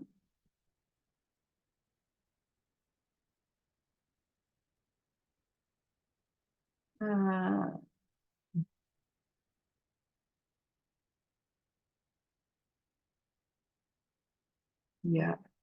I think it's if there's any change to the history of the person record, it would let you kind of sync that up or export that. So my option for completing this form is to submit the form. So are you sure you want to submit? Yes. This is going to put the form into pending acknowledgement status, which it will trigger a notification to the assigned case manager. And the case manager will have to review this form and acknowledge it. So they'll just come in, expand, review everything, and then they would have, you don't have it, but they would have a workflow status here of acknowledge or confirm. And they would have to, it would pre-populate when they come in here, it would pre-populate with their case manager name, the current date, and then they would have to check a box that says, by saving this, I am acknowledging receipt and review of the crisis prevention plan. And then they'd have an optional comment field that they can also populate. And then they would hit that little, I think it says acknowledge, and then it will update the status for you to acknowledge or completed. Sorry, I think it updates it to completed so that you can see that they've acknowledged it. So that's the crisis prevention plan. Now let's look at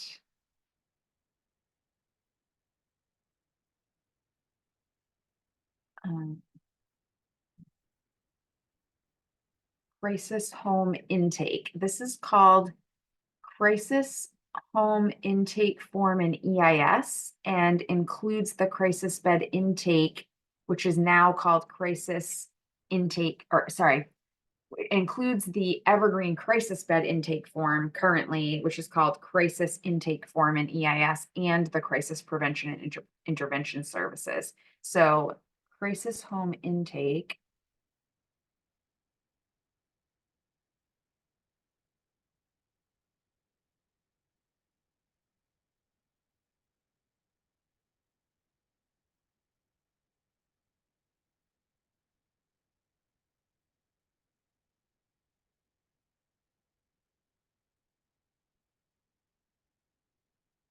Yes, for sure. Oh, please confirm there's a completed crisis temporary housing form before creating a crisis home intake form. So look at that. I should have prepared a little bit better. I guess we're going to start with the crisis temporary housing form because we can't do a crisis home intake form without having done that first.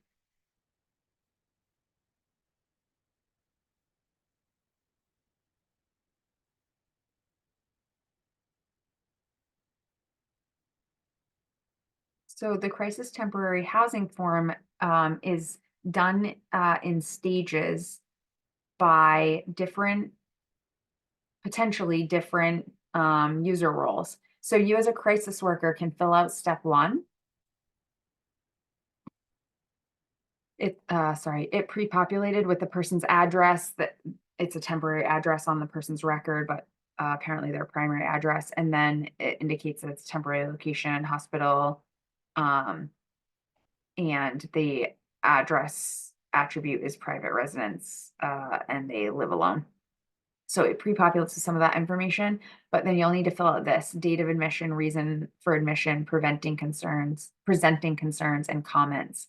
So let's pick date of today. Reason for admission is either removal from family home, removal from provider, discharged by provider, evicted from apartment, no funding, stuck in the ED, need for stabilization, discharged from jail, prison, discharged from psychiatric hospital, waiting for placement, homeless, family unable to meet needs, or other. And again, if you select other, you're going to get this other reason for admission.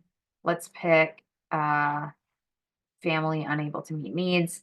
Then you have to give the presenting concerns: high level of anxiety and agitation, anxiety disorder, PTSD, OCD, phobia associated with physical, psychiatric disorder, alcohol or drug use abuse, elopement, hallucinations, delusional, mood disorder, schizophrenia, uh, schizoaffective disorder, um, refusing all medications, self-injurious brain injury, or other. Let's say self-injurious, and then let's say comments. So as the crisis worker, you fill out step 1, and you've met your completion requirements once you answer all those required fields, and then you would submit this. And now it's going to go into pending assignment, and it creates this step 2. And step 2 will be completed by the crisis special projects role, or at least when the form was built, it was intended that the crisis special projects role would complete this section. It looks like it's going to let me do it in this environment, so I'm just going to keep trucking here as the crisis worker, but in production, I think it was intended that it would be done by, at the time, Robert Heyer, but I think now maybe Holly and or Kayla. But this step is to determine whether or not this person is going to be placed in an emergency transitional housing bed or a crisis residential bed. And then whatever's selected, so if you pick crisis residential beds, it will give you a list of the crisis. Again, we're in the test environment. It would give you the list of the crisis residential districts here, and you'd pick the house that you're recommending that they are going to go into for temporary housing. If you chose ATH, it would only show you provider locations that have a designation of ETH there. So I think currently we only have like one or something like that that is designated that way. But so let's pick crisis residential beds. Let's say ODES District 1. It will actually be like crisis District 1. And then hit save. And so now we can set this into submit again. And now it's going to offer up step 3. Because we picked crisis residential, step 3 will be filled out by the crisis worker for a crisis worker in that district. But if we had chosen ETH, then the ETH provider would fill out section 3. And there are notifications that trigger for this as well. So we'll talk about notifications when we get there. But step 3 is to populate whether a functional assessment was developed, yes or no. Whether a positive support plan was developed, yes or no. Let's actually say no to that because I don't think we have one. Discharge date, let's say it's going to be the 31st. Oh, I'm sorry. I guess this is the date that they were discharged from where they currently are, and where they're discharged to. So we're going to say District 1 and 2 crisis house, and we're going to put the comments.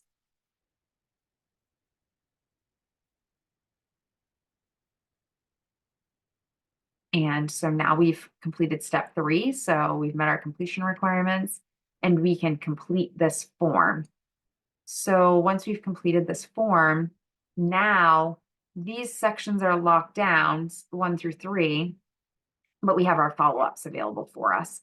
So now we can do crisis worker or whoever needs to do these can do the follow-ups 24 hours, 10 days, 30 days. These work just like how I showed you on the other forms. So we won't put all of them on here, but we'll just put one so you can see it. And once they're all done, the form is completed. So let me see. Now we should be able to, hopefully we should be able to go back. I'm just going to move this up so I don't try to do this one again.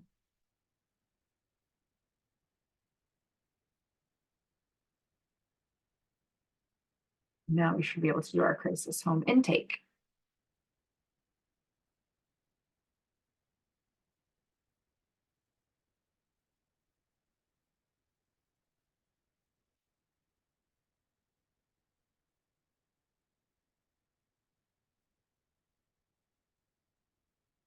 Excellent. So because we have that crisis temporary housing, now we can fill this form out. Looks like we have 5 sections here. Looks like we're going to have to complete the admissions checklist section here. So I'm guessing these other sections are pre-populated, a lot of that data for us. So person information, person name, date of birth, age. If there was a gender on my person record, that would come in here. Marital status, main care number. If I had a Medicare number, these are coming in from my person record. Because I don't have a Medicare number, it's telling me there is no Medicare number record available. Program classification, person ID, admission date. So all of these things, person ID up, are coming from my person record, and the admission date is coming from my temporary housing form. And then the person health information is showing me active diagnoses and active allergies and active medications that are coming from the health information portion of the person's record. I'm not going to read all those for you. And then relationships, contacts. If there's a contact on the person's record that is professional dash medical and it's a primary care physician, it's going to display here for you. But since there isn't one, it says no primary care physicians are available. And also if there's a contact that has the indicator of a medical manager on the person's record, it would show up, but it's saying there's none of those either. So I can add those right from within this form if I want to. So I can say I want to add doctor testing. I want to bring them in from the contact and add it. And I can do the same thing for the medical manager. So I can pick from medical professional contacts on the person's record. And I think for the medical manager, it doesn't have to be, let me tell you for sure, it doesn't have to be a medical professional. I think it's going to give you a list of other contacts that you can pick from.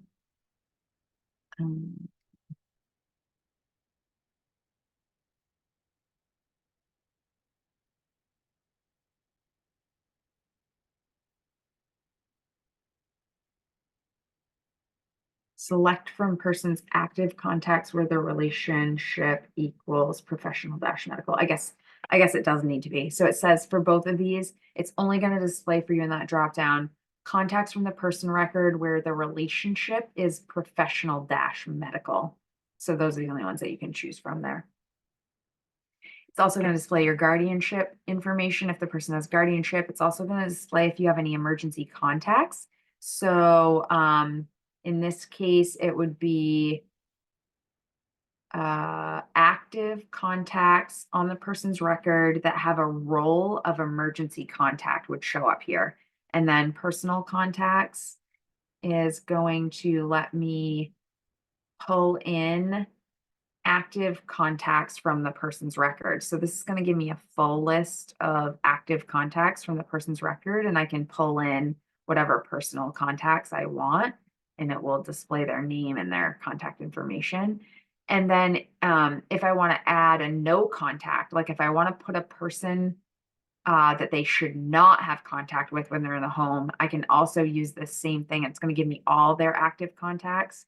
Actually, I think it's going to give me all contacts. Let me check.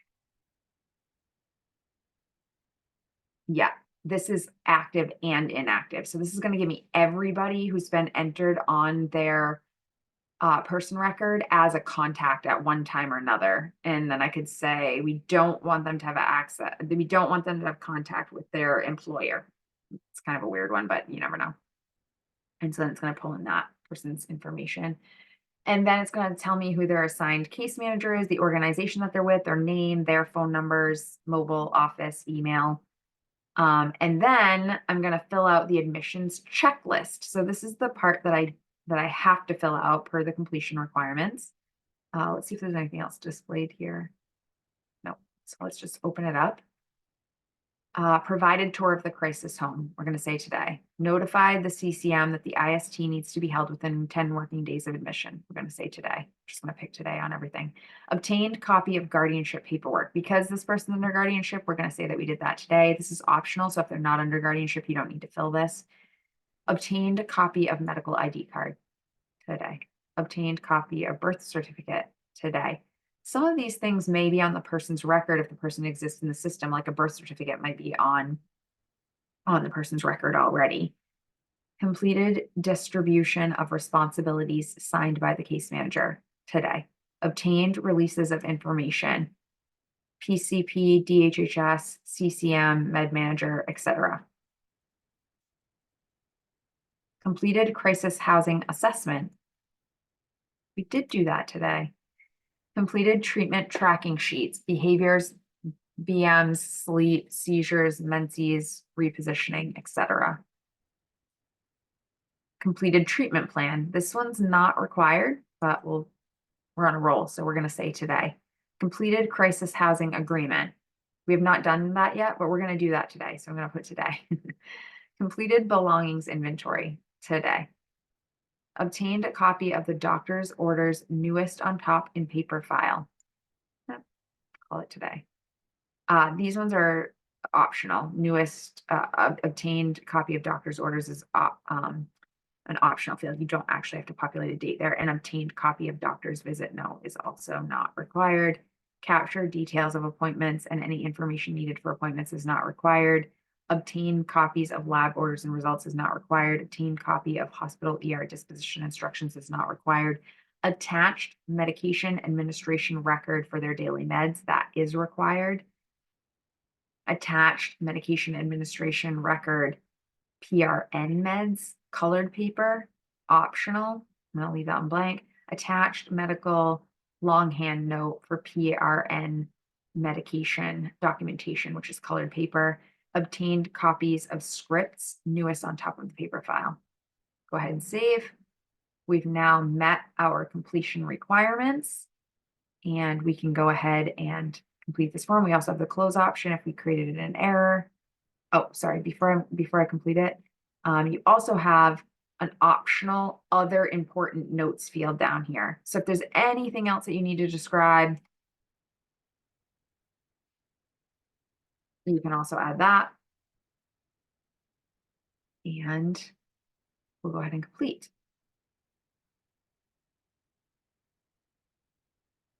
And there we have it. So we've been going for about another hour here. I'm going to give us another 5-minute break. It is 2:56. Maybe we can take a 4-minute break and come back together at 3 o'clock, if that's okay with everybody. So I'm going to go ahead and stop sharing my screen, and we'll come back together at 3 o'clock and pick up with the forms at that time.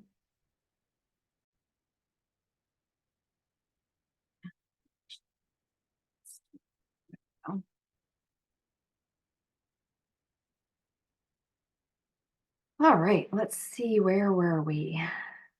So we got through crisis home intake. So let's go on to crisis housing agreement. That's timely because we just said in our crisis home intake that we'd already done that one, but we haven't. So let's go ahead and try to do that one. There's a question from Nick. Are we able to export the crisis housing assessment into a Word or PDF document? Great question, Nick. All forms in Evergreen can be printed using the global print feature, which is basically, I'll show you here once I get into this form how you do that. you use the control key and the P key on your keyboard, and it will open up your little printer window and it will allow you to create a PDF or print it to a printer. So give me just a second and I'll show you how that can be done.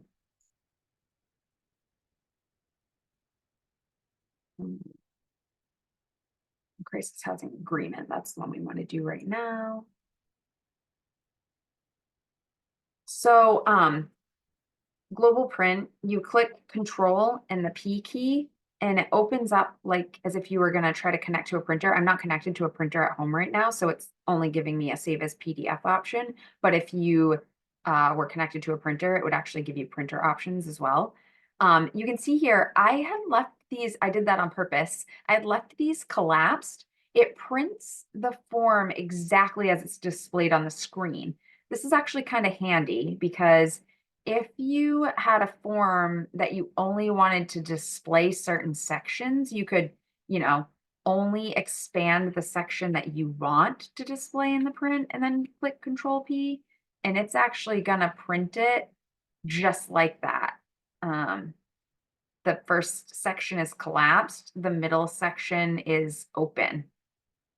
So, and then the last section is collapsed here. So if you want to print a form, a completed form, you want everything to show, you're going to want to use that expand all and then do your control P, and it will actually print every section of the form as it's displayed on the screen.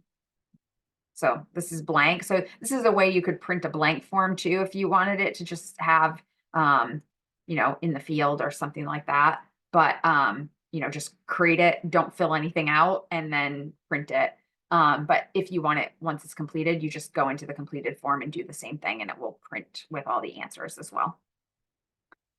So yeah, it's really cool. Very cool feature. Um, Some forms, I will say too, some forms actually do have custom print options. The person-centered plan is one of those.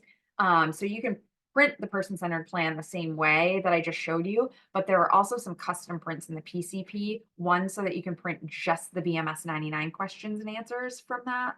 I'm sorry, that's in the comprehensive assessment, just the BMS 99 questions and answers from the comprehensive assessment, or you can print what's called the PCP person print, and that just only prints the content that's captured in the person-centered plan. It doesn't print the like quick view sections that display from the comp assess. It kind of just eliminates those to make it more person friendly and print friendly. So there are some forms that do have a custom print option, and those are going to be located under a little printer icon. But every other form that doesn't have one of those, and every form, even if it does have one of those, can be printed using this global print feature.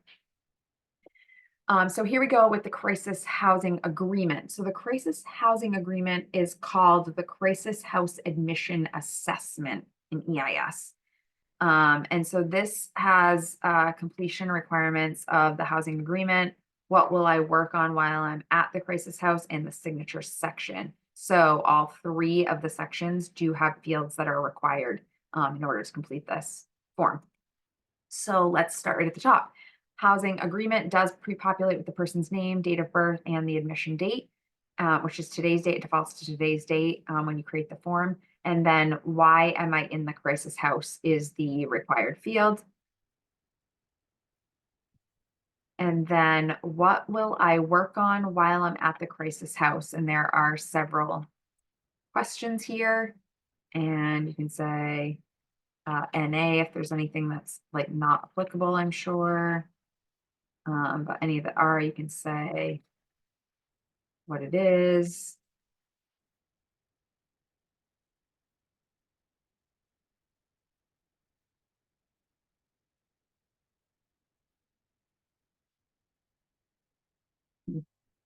Can't type.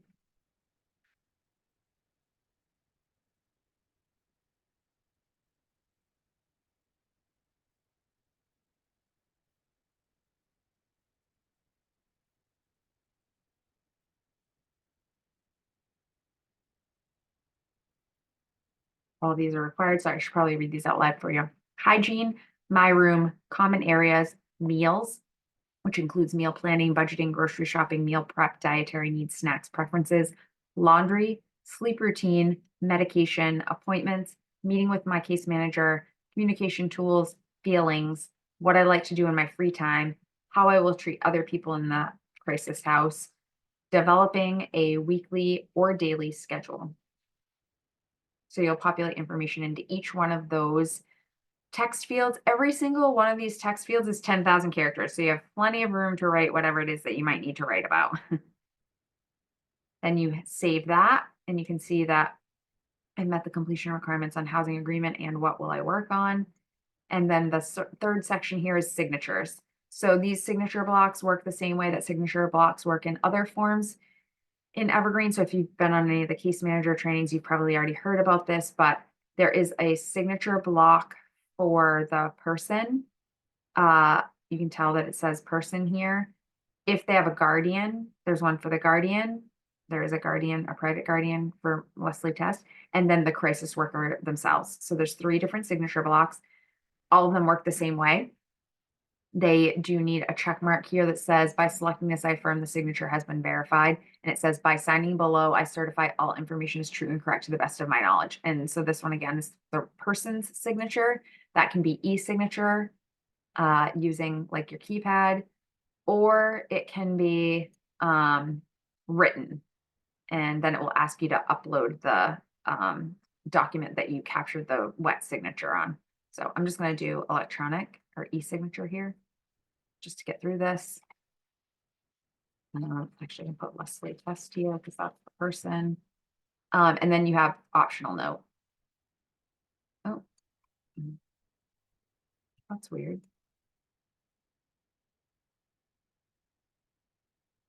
Hmm.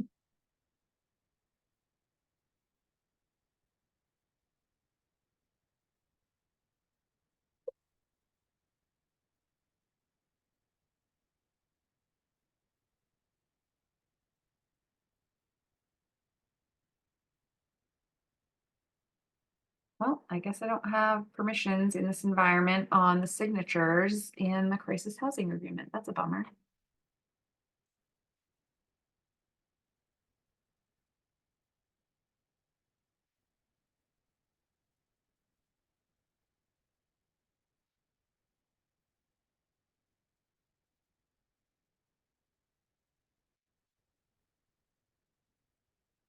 Drop myself a little note. We'll get that fixed. Let me just make sure that there's nothing else that I should call out about this form since we can't set it to complete. Give me just a second here.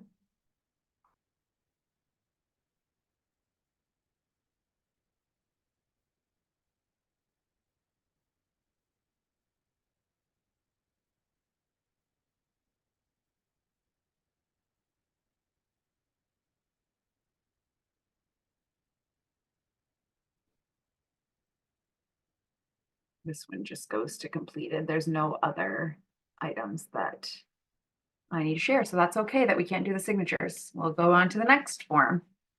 So the next form I want to show you is the crisis bed intake packet. This includes multiple paper form attachments, typically preceded by the crisis temporary housing form, but there is no like hard business rule in the system that would prevent you from creating this one if there wasn't a crisis temporary. So crisis bed intake packet. The one we're going to do next. 2 sections. Pre-populates the first section for me. So I'm going to fill out the checklist and then I've got to do paper uploaded attachments for this one as well. So it's telling me that I need to do this crisis form checklist. I need to attach a home intake and a housing agreement. Thankfully, we've done those. We couldn't sign the housing agreement, so this might not work. You might not be able to set it to finish. Sorry. So how this checklist works is to find and link the crisis home intake. You click on this little ellipsis and let me unlink it and I'll show you. And so it's telling me I need to link a completed crisis home intake and a completed crisis housing agreement to this. So you click on the little ellipses over here, you use this little link icon, and then it's going to show you crisis home intake forms that are available for you to link. And you have to pick an active one. So you have to pick this crisis home intake that says active. If there were multiple ones here and some were inactive, you want to pick the active one. And then you do that by clicking on it and then clicking link. And then it linked it up there. And you can see you can unlink it if you pull in the wrong one for some reason. Um, so I can try to do the same thing here, but I think it's going to give me a hard time. Oops, because we couldn't set that to complete. So see, this is not active because it's still in progress. I think it's going to let me, yeah. The form selected is not the latest completed form. Please select the latest completed form to link to the crisis bed intake packet. So I'm not going to be able to link that one because I wasn't able to set it to complete in the test environment, but imagine that I did. But then, oh, if I was able to do that, this would turn to the green check mark, but I still have um, attachments that need to be uploaded. So it's telling me that I need to upload all of these attachments: belongings inventory, crisis prevention and intervention services, which is a standing order, distribution of responsibilities, medical information sheet, and a medication schedule or MAR. So I have to attach 1, 2, 3, 4, 5 attachments under these appropriate attachment categories in order to set this to complete, this packet to complete. So I would do that using this attachments modal, new attachment. I can show you how to do these even though we can't set this to complete.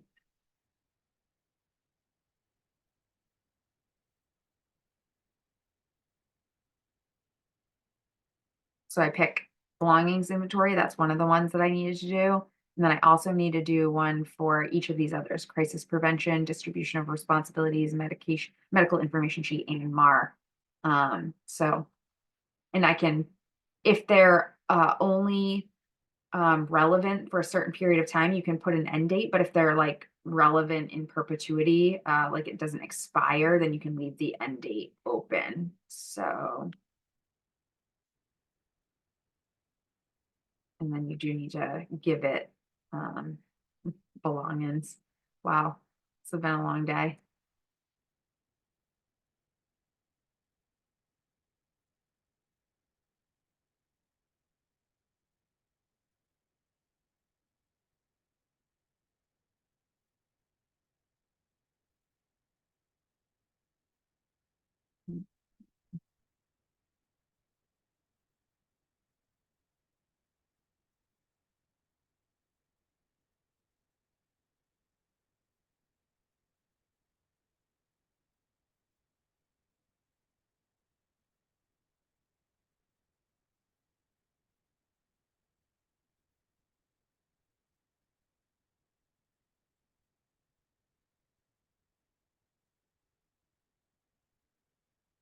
And you can always like add these, like you don't have to do them all at the same time, but obviously, if you can, great. But like you can add one, then come back later if you need to add the other one later.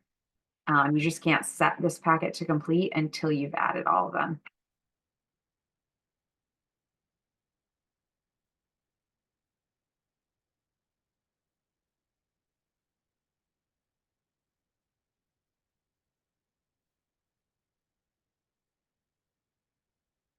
So I've got all 5 of them in there. I can hit close and this should show me that yes, I have all 5 of those added.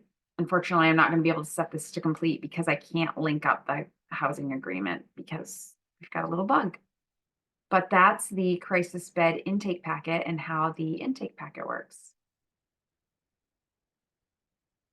So now let's talk about, so those are the forms that would be created by, filled out by the crisis worker. Let's talk a little bit about forms that might be completed by somebody else and submitted for crisis review, either a crisis worker or crisis team leader review and or approval. So those include the IST, the safety device approval packet, the positive support plan, the behavior management plan, um, and the HCBS rights modification addendum. So the IST is going to be completed by the community case manager. I'm going to see if I have one in here. I'm just going to show it to you here.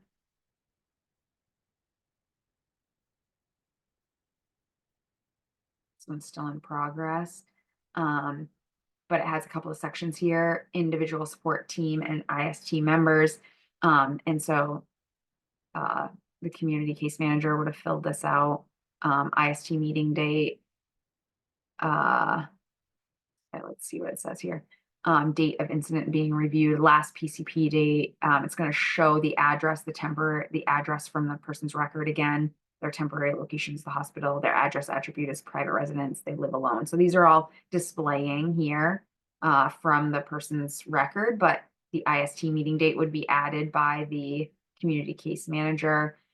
If they had any agencies that were providing services already, like waiver services already, it would show the PAs here. There's no PAs on this person's record, so it's not showing those here, but it would.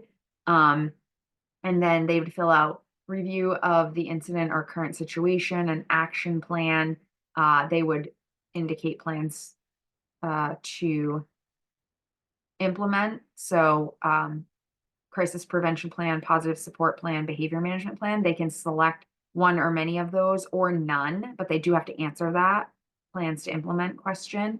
And then training needs, a need for specific training is identified. Training is currently provided through ongoing staff development. Training has been provided, or there is not a need for training. So again, they have to answer it. They have to pick one of those.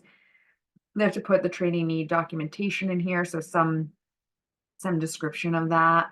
And then they have to indicate the psychiatric services. So a need for the services identified and documented below. Services are being provided currently. Services are being provided, however, changes are needed, or there is not a need for services at this time and reasons are documented below. And then they would have to fill out psychiatric services documentation. And then they would put in IST meeting follow-up dates, and they can add multiple. That's what this is sort of a multi-add. But they would click that and it would say, what is the date? And then they could add that, and then they could add another one if they need to do another one after that follow-up. And down here, there are no IST member records available in the system. Let me see what that's about.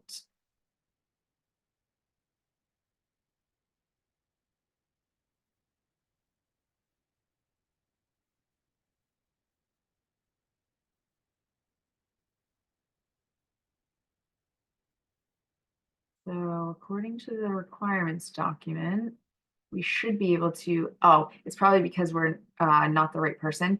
The community case manager role will have a plus add IST member button here. We don't have it because we're logged in as the crisis worker, but the community case manager will have a plus add IST member, and it will work just like that multi-add list. So they'll be able to add multiple individuals, and they can add people from the staff members, from the contact list, or other, like just completely other separate people. They get text fields to fill out there. And then once they do that, they can set this to complete. Let me just make sure that's the right workflow action. And when they do, it will trigger some notifications. So we'll talk about notifications in just a little bit. But it will trigger some notifications based on the plans that they recommend. So let's look at safety device approval packet.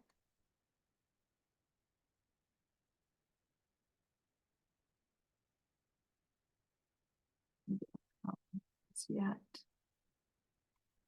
see if we can create one in this role.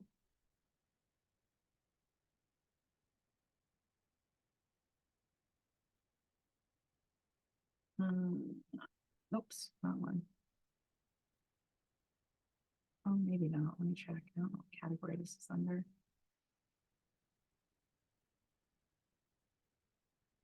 Safety device approval packet under case care plans and forms. Nope, you don't have the permission to do that. Let's log out really quick.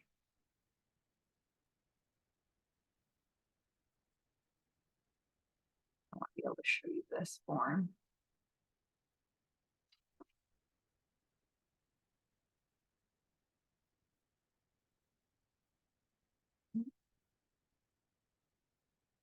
Didn't you log me out? There you go.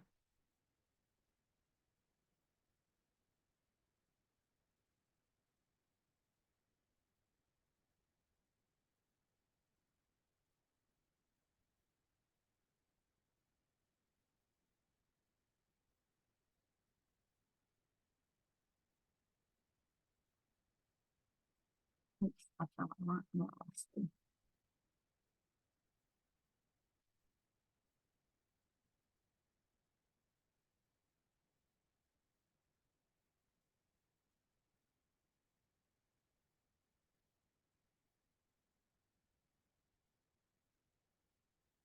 All right, so this packet has two sections. The first one is showing me the PCP date and the PCP meeting narrative.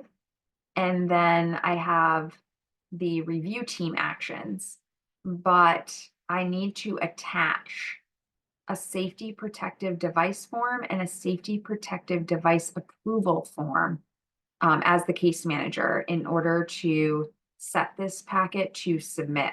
So if I didn't have a person-centered plan, it would have given me an error and it wouldn't let me create this. It would tell me that I had to create the person-centered plan and document the need for the safety device in the plan. And so now it's because I've done that, it's showing that, and now it's just asking me for those attachments. So again, I'll just add those real quick here.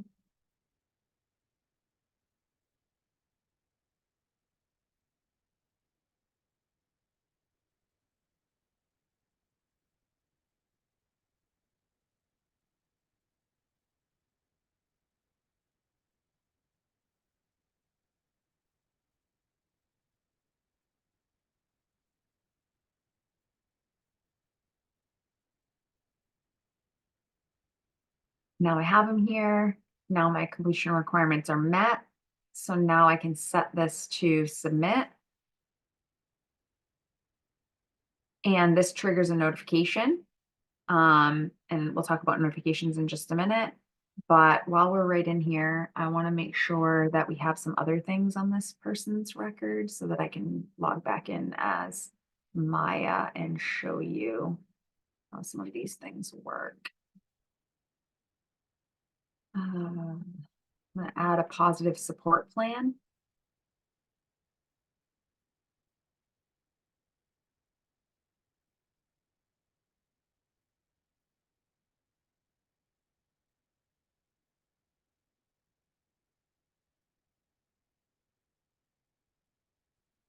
So I now have a PSP here, and then I'm also going to add a BMP. I don't already have one.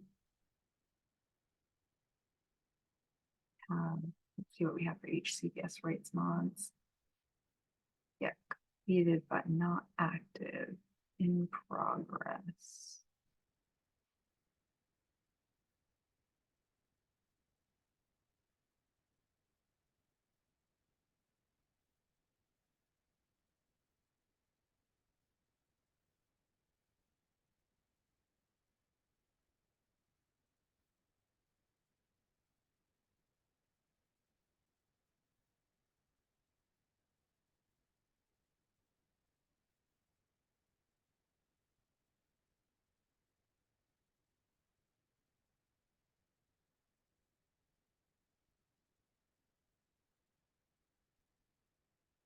I might log in as somebody else to make one of those active. Um,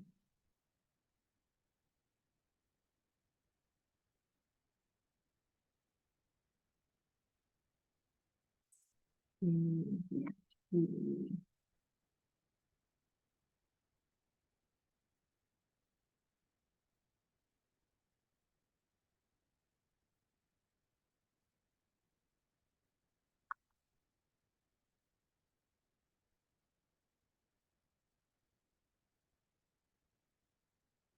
Hmm.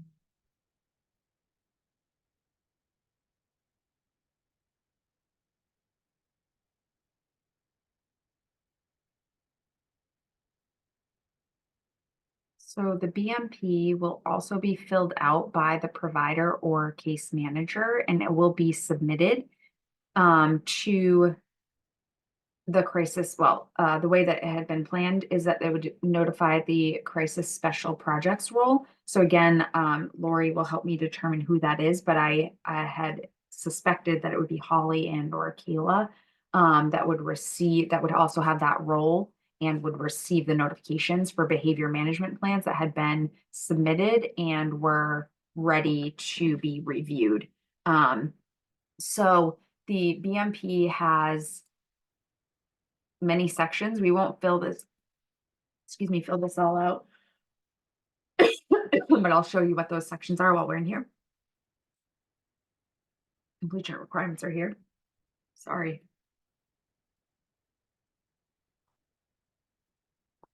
Super tickle. So it'll tell you all the sections that need to be populated in order to submit this form, and it will not let them submit the form until they've completed everything in here that has a completion requirement. So when it triggers the notification to the crisis team, it should have everything that you need so you don't have to go doing the chasing for all this stuff, including some documents that need to be attached, a functional assessment and a BMP physician evaluation. And it will display for them certain things from the person's record as well. But it will display the person's name, the plan, the date that they created this behavior management plan. They'll be able to indicate the level of the plan, 3, 4, or 5. We're going to start with 3 here because we had a positive support plan on the record. So next natural progression would likely be 3. Intrusive interventions requiring a plan. Uh, it shows that there's an HCBS rights modification addendum for the right to have access to food at any time. And it's giving an alert to the community case manager if the PCP does not identify a need for an HCBS rights modification or needs to be updated. Please update the PCP prior to completing this plan. So if they need to make any adjustments there, they should go out and revise the PCP and do that before they complete this plan. So if that's the case, if they get in here and they realize that, they're going to probably close this BMP out, go revise their PCP, then come back and create it so that it produces the updated HCPS rights information. They can add a qualified professional. They just type the name in here.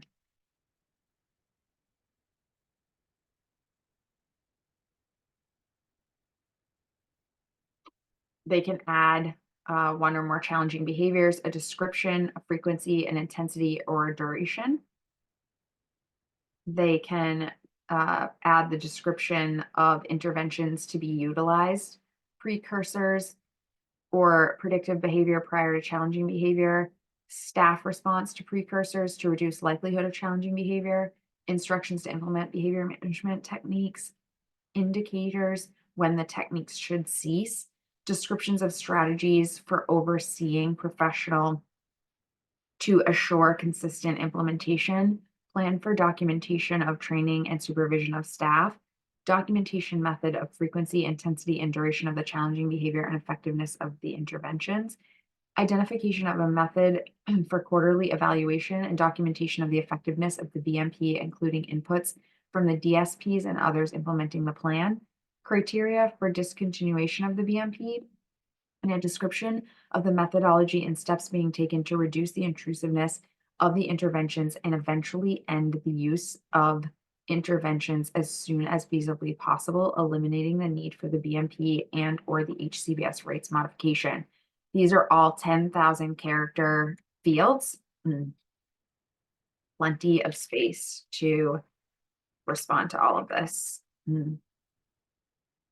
All of these are required, so they will have to put something in every single one of these fields.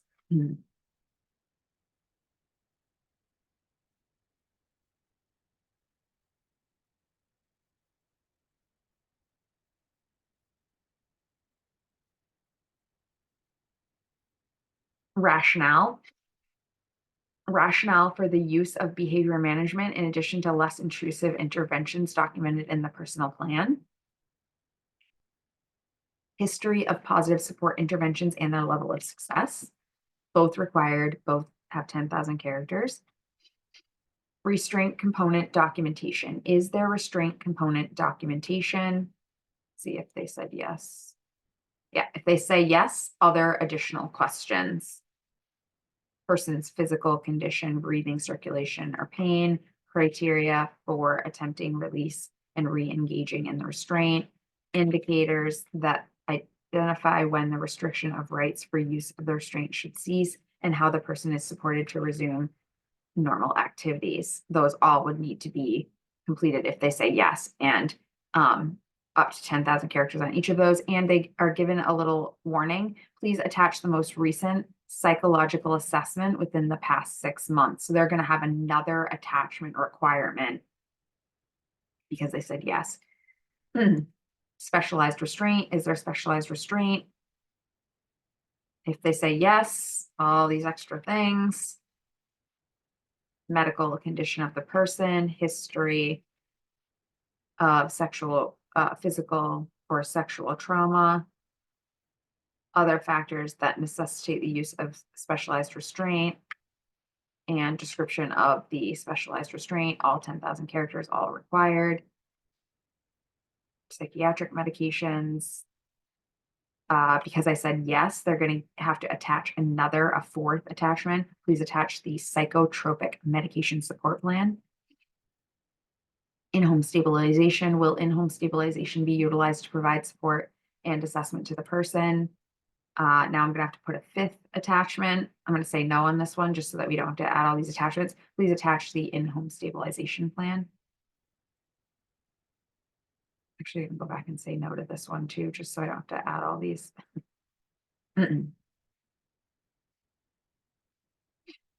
Transition plan. Will a token economy system be used as a positive behavior modification technique? If I say yes, I'll have to describe what is the plan to move toward more natural reinforcers and personal control. If I say no, I don't have to answer any additional questions. And then I have to capture signatures by selecting I affirm the signature has been verified. There's more options here. I'm going to do e-signature just for, oh, this is the Guardian, so I'll do mother test. I can add an optional note. Self means person in this case. So I have guardian, self, case manager supervisor. So I don't think I have to put this one on here, but I'm going to do it just to make sure.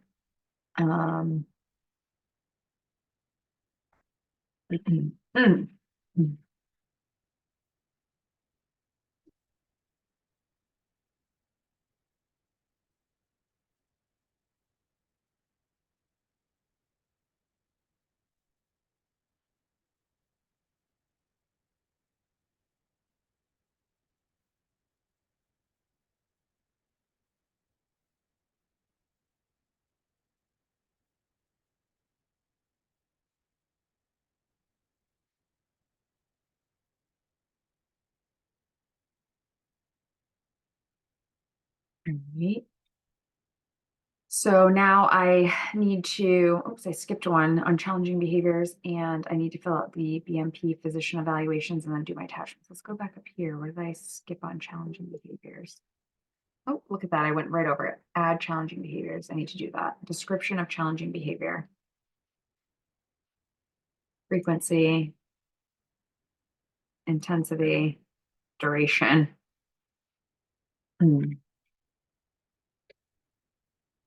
BMP, physician evaluations. Who is the physician?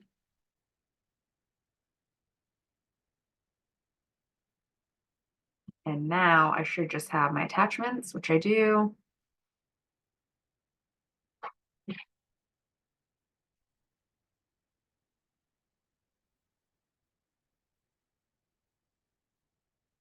I have to do the functional assessment, and I have to do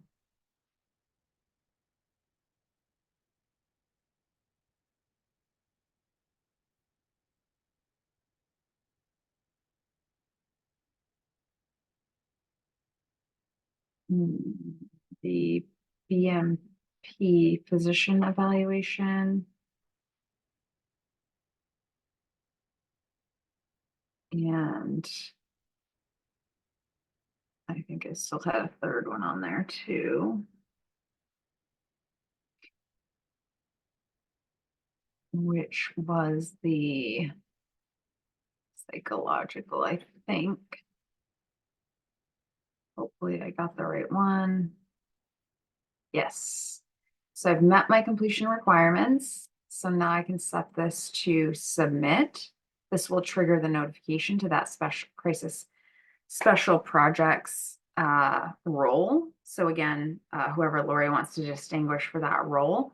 And then it's moved it into this pending committee review. And so I'll log out and log back in.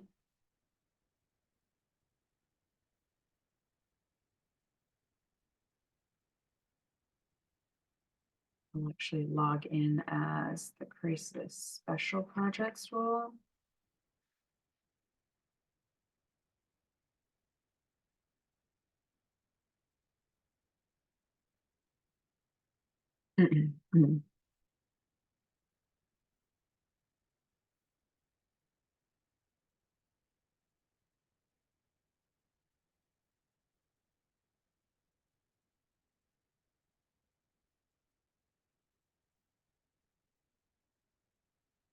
There's a little bit of a delay on the notifications. I was looking to see if it had triggered that in this environment.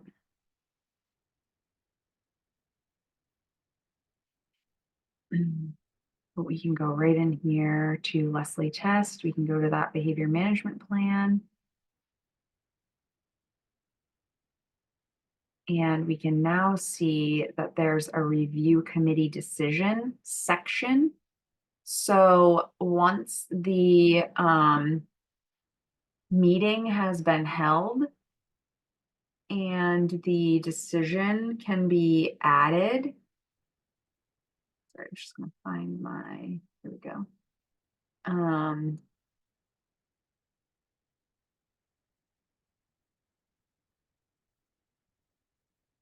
The crisis special projects or role can come in here and populate this review committee decision section based on the outcome of the meeting. So there's this note field. This is 10,000 characters. It doesn't require anything, but it can be completed. And you can put the meeting date in here and you can put the decision. So the decisions are approve, conditional approve, or deny. If you do conditional approve, you have to put the conditional approval, like the details of the conditional approval.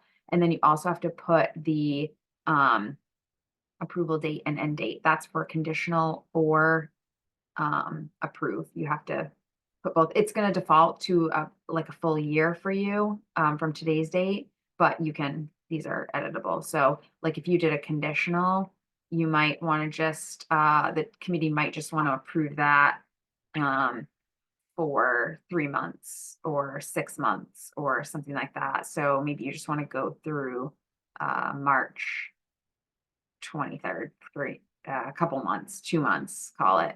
Then you hit save. And now you can set this plan to completed. Oh, you also have the opportunity to request clarification. So if you wanted to request clarification, you just type what your clarifying question is. And if you hit continue here, it will trigger a notification back to the form submitter asking for that clarification as well. So that is available.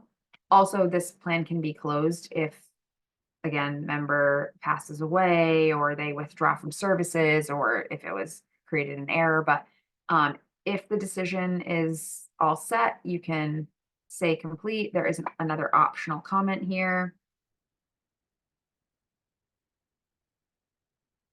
And now this BMP has been completed. And now this completed BMP is considered active.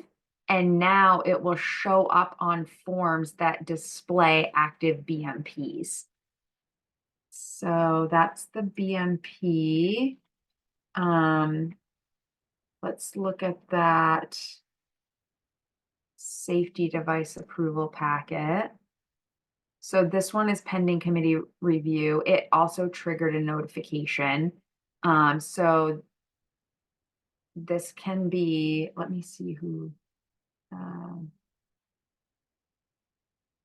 the committee can meet on this as well. I don't know if it's crisis special projects that would need to fill this out or if like all the team leaders have this access. I'll have to determine that for you. I'm sorry, I don't know right offhand, but some crisis role or roles have the ability to come in to this safety device approval packet and do the same thing by, well, maybe not crisis special projects because I don't have it on here. Lori's asking if the community response workers will be able to view all BMPs in the client file. Yes, Lori, all of your crisis team workers, response workers, case managers, team leaders, yourself, you have access to view all of the BMPs in the client's file, in all clients' files.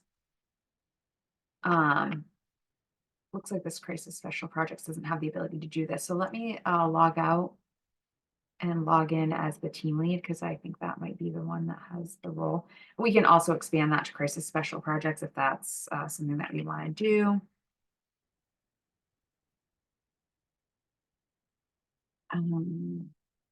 Sarah, crisis team lead.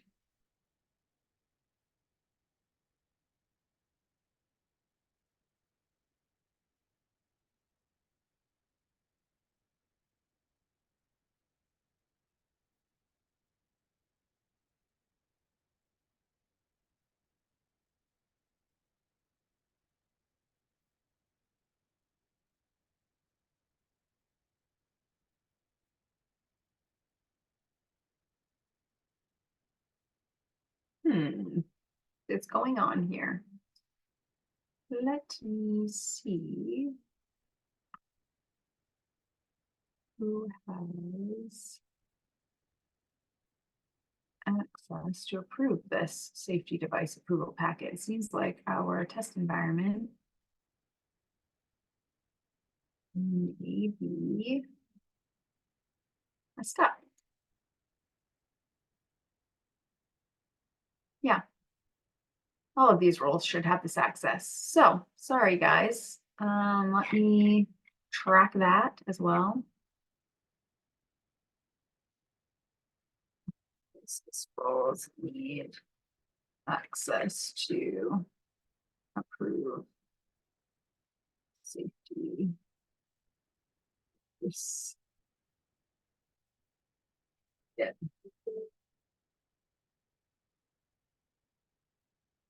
Nick is asking, will there also be a request clarification option for safety device approval? Great question, Nick. There is. Same deal. You can type in the comment, click continue. It will trigger a notification to the form submitter, and then they'll be able to review their comment, review your comment and respond. So I'm unable to show you this, but as you can imagine, it would open up the modal. You would add the date of the committee approval and the approval end date. So when this safety device is no longer going to be approved and needs to be re-requested here. And it will automatically apply whoever it is that adds that their staff member name. And once this is approved and set to complete, then the case manager will have the ability to add a safety device to the person's record under the health information. until there's an approved safety device, they'll get an error message saying that they can't add a safety device because there's not an approved safety device approval packet. So I think, did we need to look at IST again? No, that just would trigger some notifications to you guys. So let's talk about notifications a little bit here. So actually, yeah, let's do that. So crisis notifications. So we've reviewed a lot of forms. I did call out here and there as we were going what some of the notifications are that you'll receive. But let me go down through the list and make sure that you know what all of them are. So starting at the top of my list, not in the order that I went in here, but the crisis housing assessment will trigger two different notifications. One when the form is set to status complete, and one if it's set to status complete and it has any recommendations. So if it's just completed with no recommendations, it's going to send an alert to the location supervisor, and it's just going to tell them that a crisis housing assessment for the person requires acknowledgement that it's been completed. If there are also recommendations selected, then it's going to trigger a notification to the assigned case manager, letting them know that the crisis housing assessment for this person includes recommendations that require their review, so that they then have to go and look at it and see what the recommendations were from your staff, from the crisis team. The crisis prevention plan will also trigger two different notifications. One, when the crisis prevention plan is set to status complete, and that's going to go to the assigned case manager, letting them know that a crisis prevention plan has been set to complete, and it requires their acknowledgement. And then they'll have to go and complete that acknowledgement. There's also going to be one when they've acknowledged it, and that is going to go to it's completed and they've acknowledged it. That's going to go to all of the active providers for the person based on their service authorizations, and the users of the system that have a role of SIP provider or service implementation provider. The role is called PCP data entry because we created it before some of the changes that have occurred where they're now considered service implementation providers, but it's the users of the system who fill out the SIPs. They'll get acknowledged that there's a crisis prevention plan that's completed and acknowledged. Then the crisis temporary housing form will trigger 6 different notifications. So the first one is when it's in the status of in progress. So again, when the crisis temporary housing form is in the status of in progress, it's going to send a notification to the actively assigned case manager, letting them know that a crisis temporary housing form has been started, and that they should please review to coordinate an IST meeting.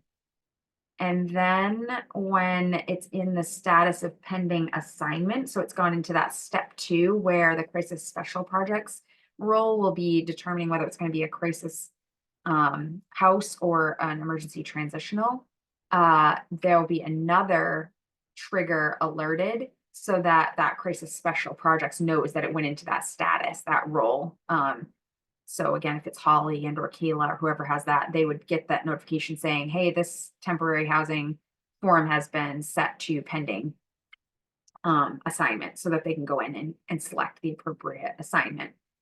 Then when it's moved into step 3 by the crisis special projects, it will trigger another notification that will go again either to the crisis location staff, workers for the crisis house, if that's what was selected, or to the emergency transitional location. So I mentioned that when we in the form, but whichever selection was made, it will go to that appropriate location, the notification, and it will tell them that a crisis temporary housing form has been assigned and requires their completion. And then they'll go in and complete it. So if it's somebody, it's at the provider level, they'll fill it out. If it's at a crisis house, then the crisis worker will fill it out. That's step 3. Once that step 3 has been completed and the form itself has been set to completed, a couple of notifications will trigger. One that says a few notifications will trigger. So one will trigger 24 hours after that form was set to completed. And that's going to remind the crisis worker that the 24-hour follow-up needs to be completed. Then again, at 10 days, another notification will trigger, letting the crisis staff know that the 10-day follow-up needs to be completed. And then a third will be triggered at the 30-day follow-up to let them know that the 30-day follow-up needs to be completed. Then we're on to safety device approval packet. So that has 1, 2, 3, 4 notifications that go along with that. So once the safety device approval packet has been reviewed and the decision has been added by the team, then if there's a status of approved, then notification will trigger for the status of approved to the assigned case manager and all active providers for the person based on their prior authorizations. And again, it will go to that same role, that BISIP role called PCP data entry. And that will say that a safety device approval packet has been approved for this person. Please add the safety device to the person's health information devices and modifications. If it's denied, a different notification will be triggered that goes to the same people, and it will say that the safety device approval packet has been denied for the person. If when the packet goes into pending committee approval, so once it's, I'm sort of saying this in backwards order, I'm sorry about that. These were listed in backwards order, but once the form has been created and set to submit, a notification will trigger to the crisis workers, letting them know that, and the crisis special projects, letting them know that this safety device packet is pending committee approval, and that one will tell them it's been submitted for approval. And then when a safety device approval packet is in the status of in progress, and in any of the in progress states, and the clarification request was completed, that will trigger the notification to the form submitter, like I had mentioned. So it will send them and say, safety device approval packet ID for this person requires clarification. And then they'll be able to provide that clarification so that you can do the approval on that. BMP has a similar set of notifications that will trigger. There's one when it's been reviewed by the committee and the status has been set to approved. That's going to go to the same individuals, the case manager and their active providers with that. This time with the role of provider authorization. So there's a distinction there. The people that work for that location that have provider authorizations will get this notification for BMP. And it will tell them that a behavior management plan has been approved for this person. Same thing for conditional approval, it just has a little bit different message. It will say behavior management plan has been conditionally approved for this person. And then similarly, if it's denied, same people will receive the notification, but it will have a little different message where it'll say the behavior management plan has been denied. When the BMP gets submitted and it goes into that pending committee approval workflow status, that will go to the crisis special projects, and that will tell them that the behavior management plan has been submitted for approval. And when it's in any of the in progress statuses and the request clarification is used, then it will go back to the form submitter, just like the safety device approval one did. The post-crisis review form has one notification that will trigger when that form is completed with any recommendations selected. So if the post-crisis review is just completed and there are no recommendations, no notification will trigger. But if it was completed and there were any recommendations, it will trigger a notification to the assigned case manager or BI care coordinator. And it will say that a post-crisis review form has been completed for this person, and it includes recommendations that require their review. The ER disposition form, the emergency room disposition form, has one notification that will trigger when that form gets set to complete, and that's going to go to the crisis location, the crisis staff at that person's district or location. And that's going to say that an emergency disposition form for this person has been completed and requires the 24-hour follow-up. So it's going to go 24 hours after it was completed. It's going to tell them that they need to do the 24-hour follow-up and post-crisis for the post-crisis review. IST has several notifications that will trigger 1, 2, 3, 4, 5,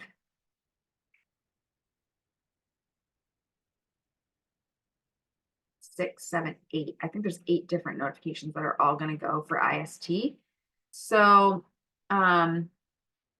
if the form status is completed and there are plans to implement and the plans to implement the crisis prevention plan has been selected, this will trigger a notification to the crisis workers saying the individual support team recommends that a crisis prevention plan be completed for person. Please refer to the IST. So that's very specific. It's a completed IST under the plans to implement it. They chose crisis prevention plan. Specific notification will go for that. An IST form that's set to completed and under plans to implement, they've selected PSP or BMP. That will trigger a notification to the assigned case manager and all active providers for the person based on their prior authorizations to the role of BI SIP provider or that PCP data entry provider. And that's going to say the individual support team recommends that a behavior management plan be completed for the person. Please refer to the IST form. There's also going to be one if the status is completed and it's inactive, meaning the form is in the status of completed or inactive and the 24-hour follow-up is not done. So when the status is completed or inactive, if the 24-hour follow-up has not been completed, then a notification will be triggered to the crisis team, indicating that the IST form has been completed and requires the 24-hour follow-up. And same thing on the 10-day, it will trigger one that says that 10-day needs to be done. And same thing on the 90-day or 3 months later, it will trigger a third notification to the crisis workers, letting them know that the quarterly follow-up needs to be done on the IST. And then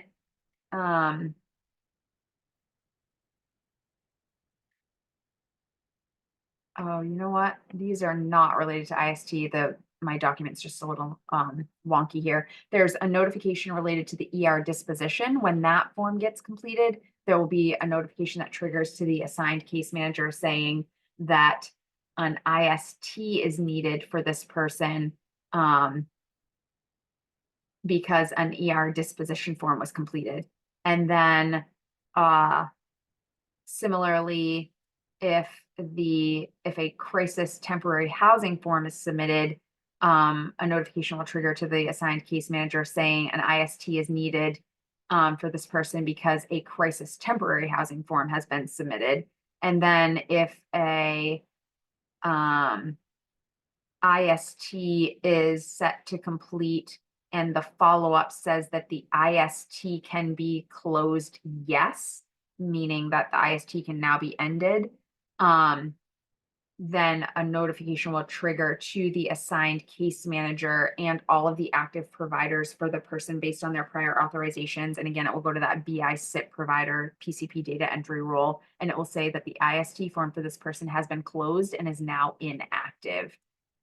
So those are all of the crisis form related notifications that crisis team members and other people that are involved in those forms will receive. There's also, as a crisis worker, team leader, crisis special projects, and Lori as the program administrator, you all have the ability to create reportable events, and you also have the ability to create missing person forms. So if you create one of those yourself, you will also receive notifications related to those forms in the system. So for reportable events, as the form submitter, let me tell you what you would potentially receive for notifications related to that.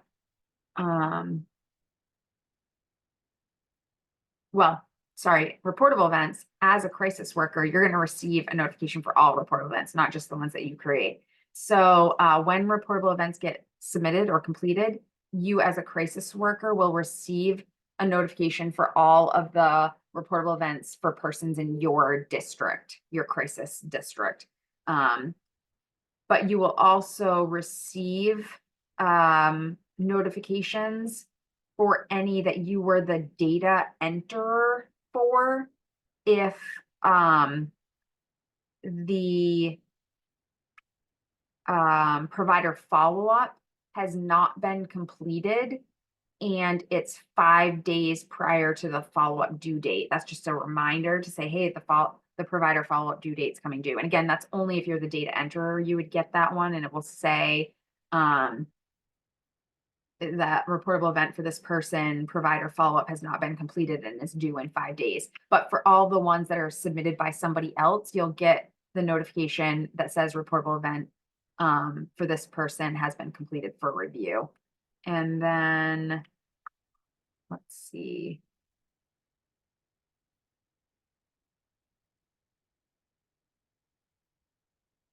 The crisis team leaders will also receive notifications for reportable events for persons that have reportable events. For persons that have 3 or more reportable event forms within 14 calendar days where the incident category is emergency restraint.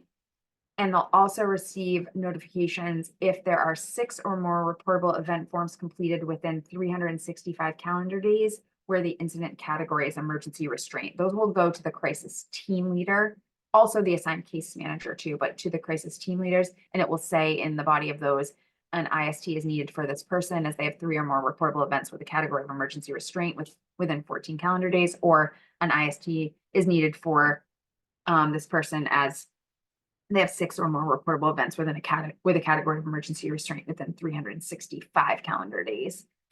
And then the last one that you might see on this is if you created a form, a reportable event form, and you didn't submit it, you didn't complete it, it is going to remind you starting at the 24-hour mark that you have a reportable event that's in progress and it's been out there for more than 24 hours. And it's going to remind you every day until you close that because it was created in error or you submit that. It's trying to make sure that we don't have reportable events out there that are not being completed. And then the other one is missing persons. You will receive, if you create a missing person form, you have the ability to do that, and you may end up needing to do that. So if you do in one of your roles, you would then receive a notification. Well, Lori's going to receive notification on all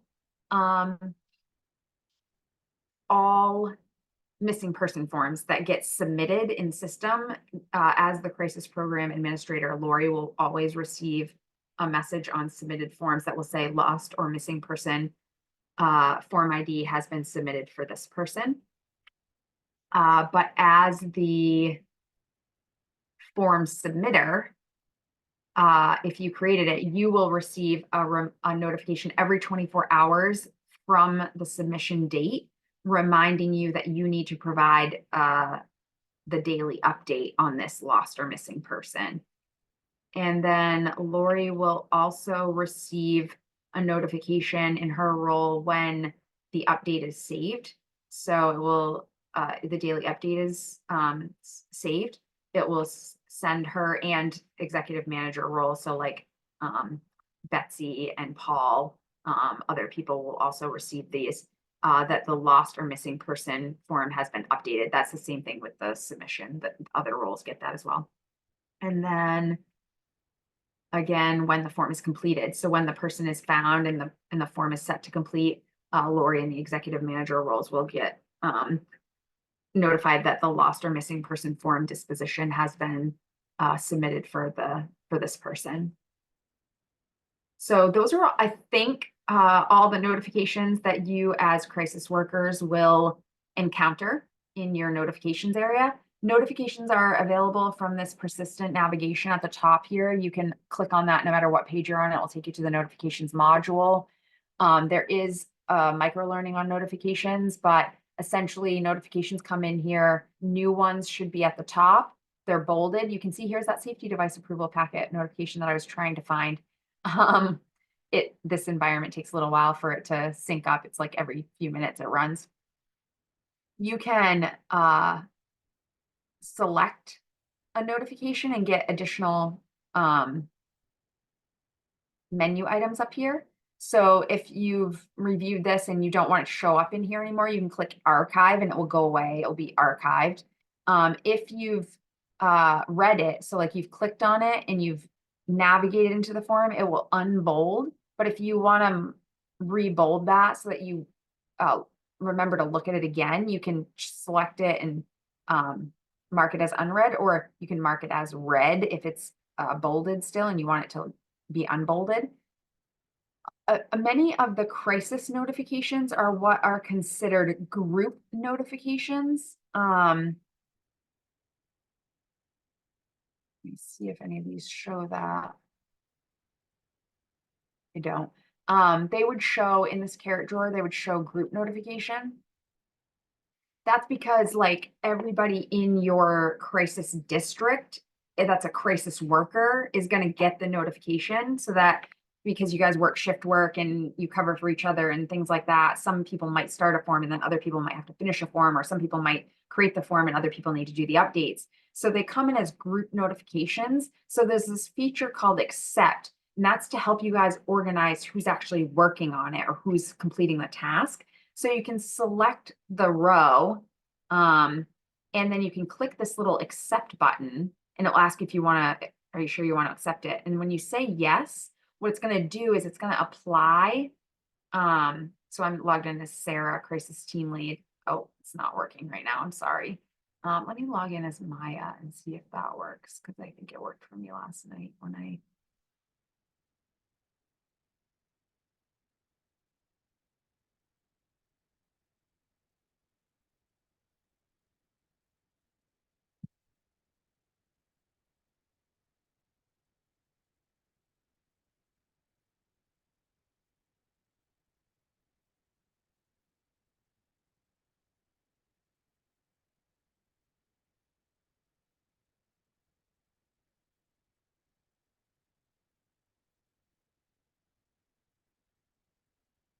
So you can see these ones are red because they're not bolded. Let me see if I can.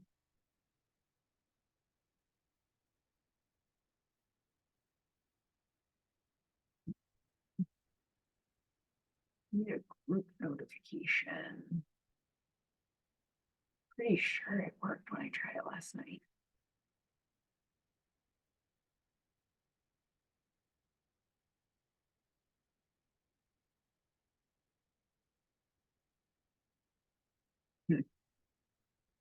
Well, maybe I'm not going to be able to show you, but what it will do in production is when you select that and you hit accept, it's going to add your name to this accepted by. That way, other people that are seeing the same notification know that somebody has already seen this and they're working on it. Notifications will allow you to navigate to the form that they're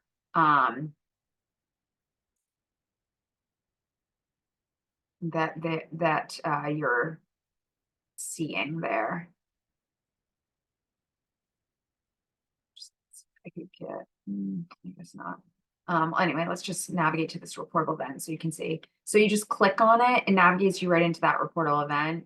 Then you can like see everything in there. And then you can navigate back to your notifications by using your little back button there. But that's how notifications work. We've got about 45 minutes left. I do want to talk to you about queries really quick. So let me try to run through that. So as a crisis worker, you will have access to lots of queries. Today, I want to just focus on a couple of these. They all work similarly. So I just want to show you today the crisis temporary housing queries and the crisis prevention queries, just so you can get an idea. But these are all the different queries that you have access to. And queries are similar to reports, but what they're going to show you is things that you might need to take action on or outstanding activity is related to, which is why I want to show you the crisis temporary housing and the crisis prevention ones. So under the crisis prevention ones, you have in progress and you have pending acknowledgement. So, excuse me, if you click on this, it's going to give you your filter criteria right here. This one only has a filter criteria of created by. Because I selected crisis prevention plan in progress, it defaulted to, it's only going to show me, if I leave it as how it defaulted, it's only going to show me crisis prevention plans that are in progress that were created by me, Maya crisis caseworker. But if I want to see crisis prevention plans that are in progress that were created by anybody who has access to create a crisis prevention plan, I want to delete that. And then I want to hit run query. And then it will return me all the results. So you can see these are all in the test environment. These are all the crisis prevention plans that are in a status of in progress still. And it tells you the person ID, the person name, the date of birth of that person, the date that this form was created, who last modified it, the assigned case manager's name, and then who the form was originally created by. You can change your filter criteria. So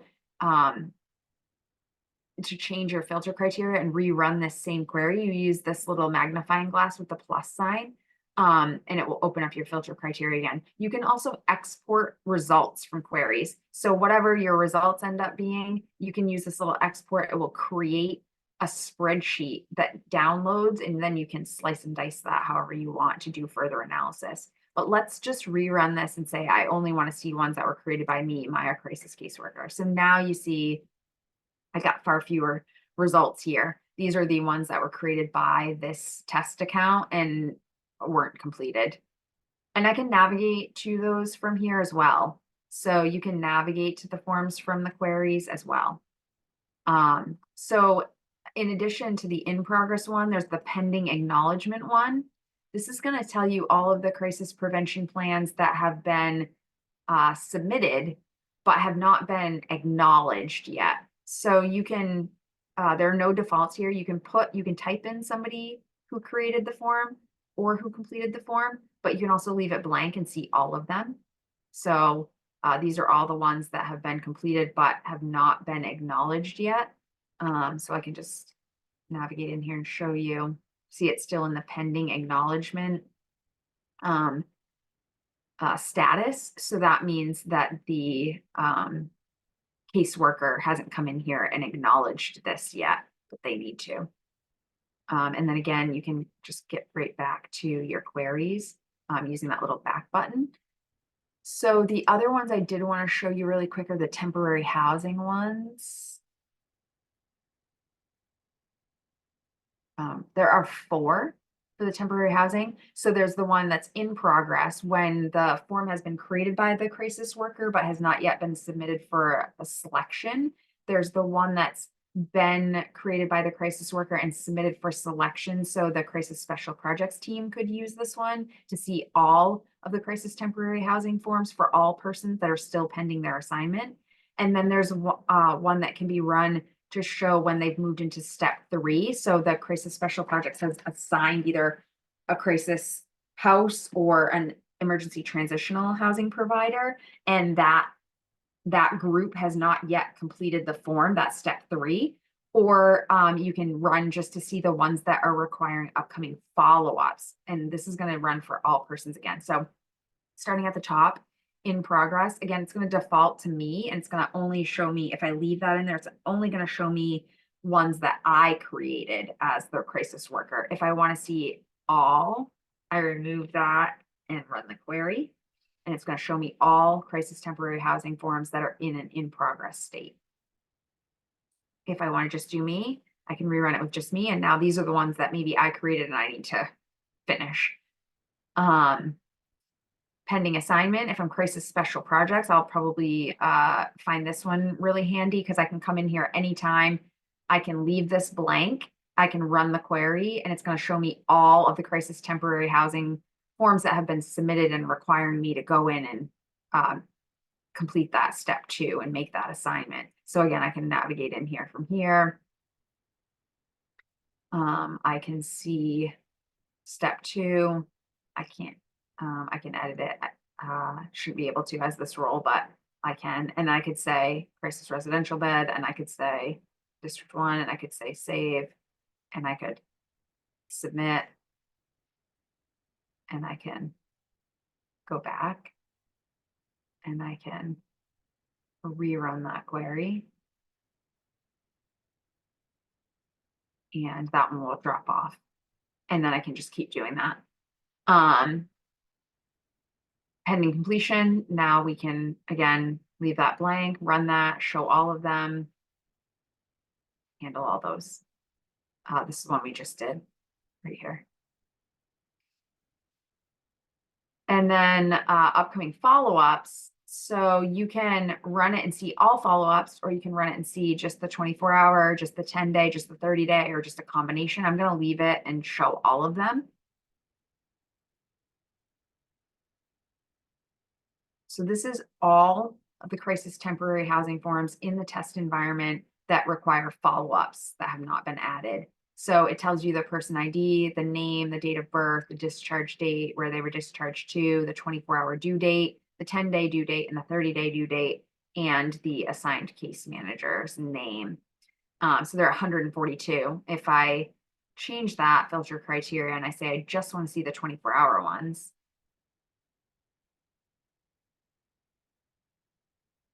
now I have 105. If I want to see just the 10-day,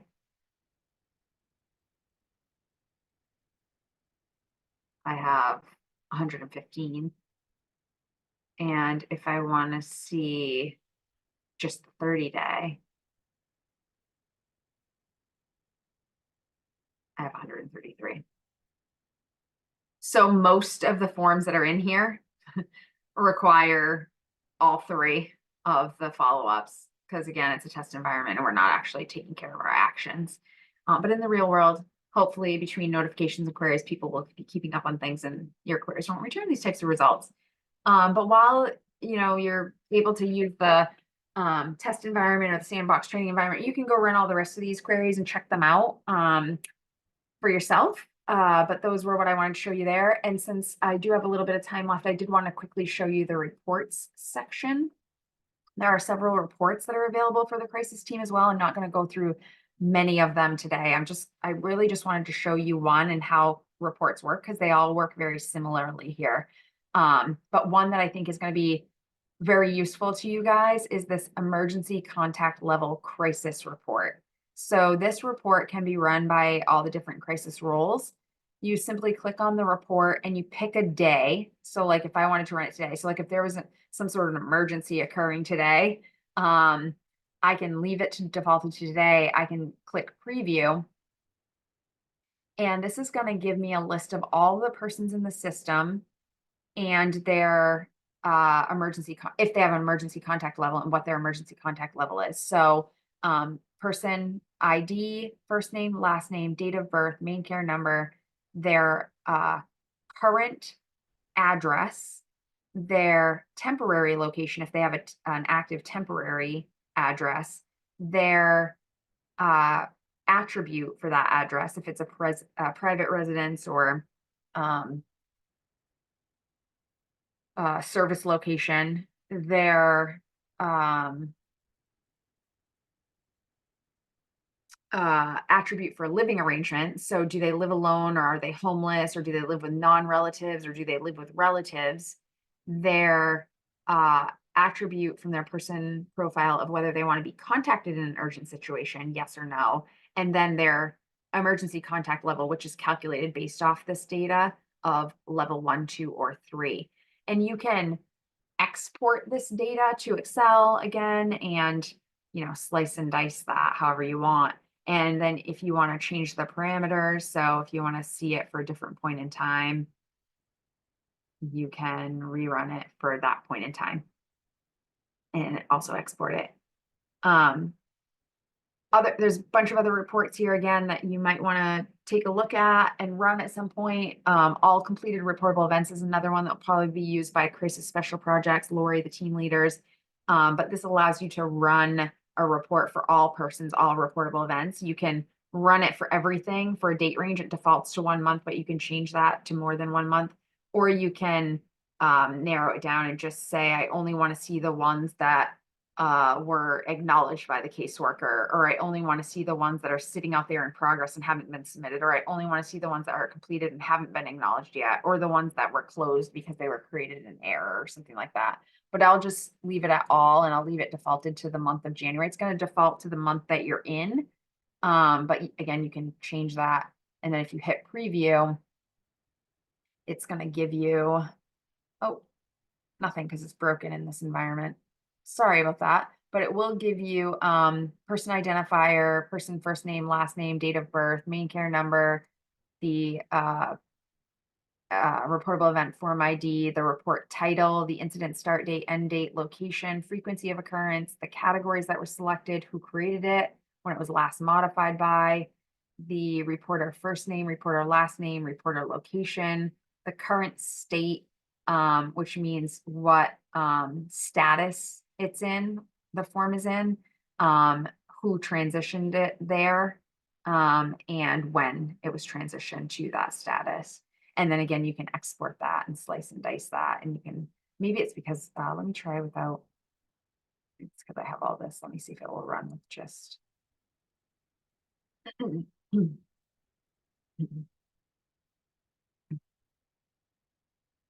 something's messed up with it right now in the test environment. Sorry about that. But yeah, so there are other reports out there that you can also check out in the UAT environment for those of you that have the early testing access, which I think is the team leaders and maybe Holly and Kayla were set up, I'm not sure, and Lori. But also we are working to get people into the sandbox training environment. So you should have access to that in the coming days as well if you don't already have access to the test environment. Those are the things that I wanted to show you around in here. I'm going to stop the screen share and give the slides back so that Nikki can bring the slides up for me and we can go through the last couple of items here. If anybody has any other questions, you can feel free to pop those into the Q&A and I'll try to respond to those after I get through this slide as well. So next steps, we are still working with the vendor to determine the exact revised release 3 deploy date. However, we are hoping to make that announcement soon. So keep your eyes on your email. Hopefully you'll receive that in the coming days. In the meantime, if you have early access to the testing environment that I was just demoing from, you can continue to play around in there. If you have sandbox training environment access, great. If you don't, you should be getting that in the nearest future. I think we have finally resolved the challenges. So Nancy's working to try to get the emails sent out for access. You can also go out to the project website at any time. All of the training sessions, technical training sessions, that have been completed with the exception of this week are out on our website. All of the PowerPoints are out there, even if they're sessions that aren't relevant to your role, but you're curious about them, you have the ability to listen to those recorded training sessions. You can also rewatch any of the informational webinars that I did. Those are out there. And there's also all those micro learning videos, those really short videos about some of the common things that you can do in Evergreen. You can rewatch those as many times as you want. There's also a bunch of frequently asked questions out on the project website already. You can read through those. We are working to refine that. So hopefully be more frequently asked questions out there in the nearest future. You can also work to tie up loose ends in the EIS system. So if you have started any reportable events or progress notes that are in progress, you can work to get those completed before we go live. And you can also register to participate in any remaining sessions. There are a couple of business process sessions that are scheduled for tomorrow. I think Nick's going to be doing some of the presentation on one of the ones tomorrow afternoon at 1 o'clock. That's related to the PSP, BMP, HCBS rights modification and safety device approval packet. So feel free to register if you haven't for those. There's also one tomorrow afternoon on service implementation planning, service authorization or prior authorization, classification, reclassification. That one's at 3 o'clock. And then there are Q&A sessions that are, the registration links are out on the project website that you can sign up for in February. I think they're February 5th, 7th, 9th, and 12th, and they're 1-hour sessions. They're being hosted by our vendor FEI Systems, but I will be on each of those hour-long sessions, and they would truly just be an open forum for whoever comes to ask whatever remaining questions you might have before we go live in the system. So take advantage of that.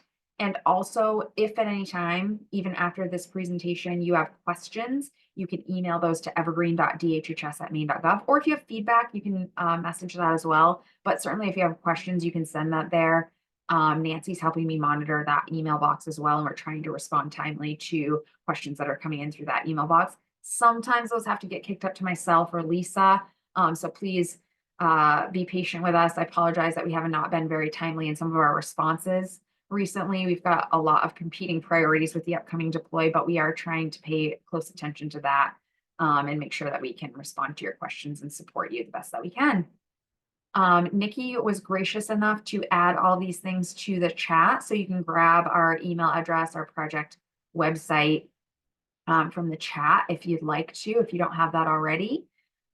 And I don't see any questions in the Q&A. I hope that's a good sign. I hope that means I answered all of your questions and I gave you lots of good information and you have everything that you need, and that you'll be ready to get going in the sandbox training environment once you get access to that. But I want to thank all of you for hanging with me. This was a long session. We were together for 3.5 hours, but I am going to give you back 30 minutes because I don't have any more questions. So you get 30 minutes back to finish out your day. Thank you guys so much. I will make this recording available for anybody that was not able to participate, or if you want to listen to it for playback. I am not going to put it out on the project website. I am going to put it on the ODES Common Drive, and I will share the link to that with you guys probably early next week. And also the PowerPoint will be out there with it as well. So thanks again. And everybody have a great afternoon, evening. And Nick and Lori, if you guys want to meet right now, we can meet early. I'll join up on our 5 o'clock meeting link right now. So thanks, Nick. I'll talk to you guys soon. Everybody have a great evening.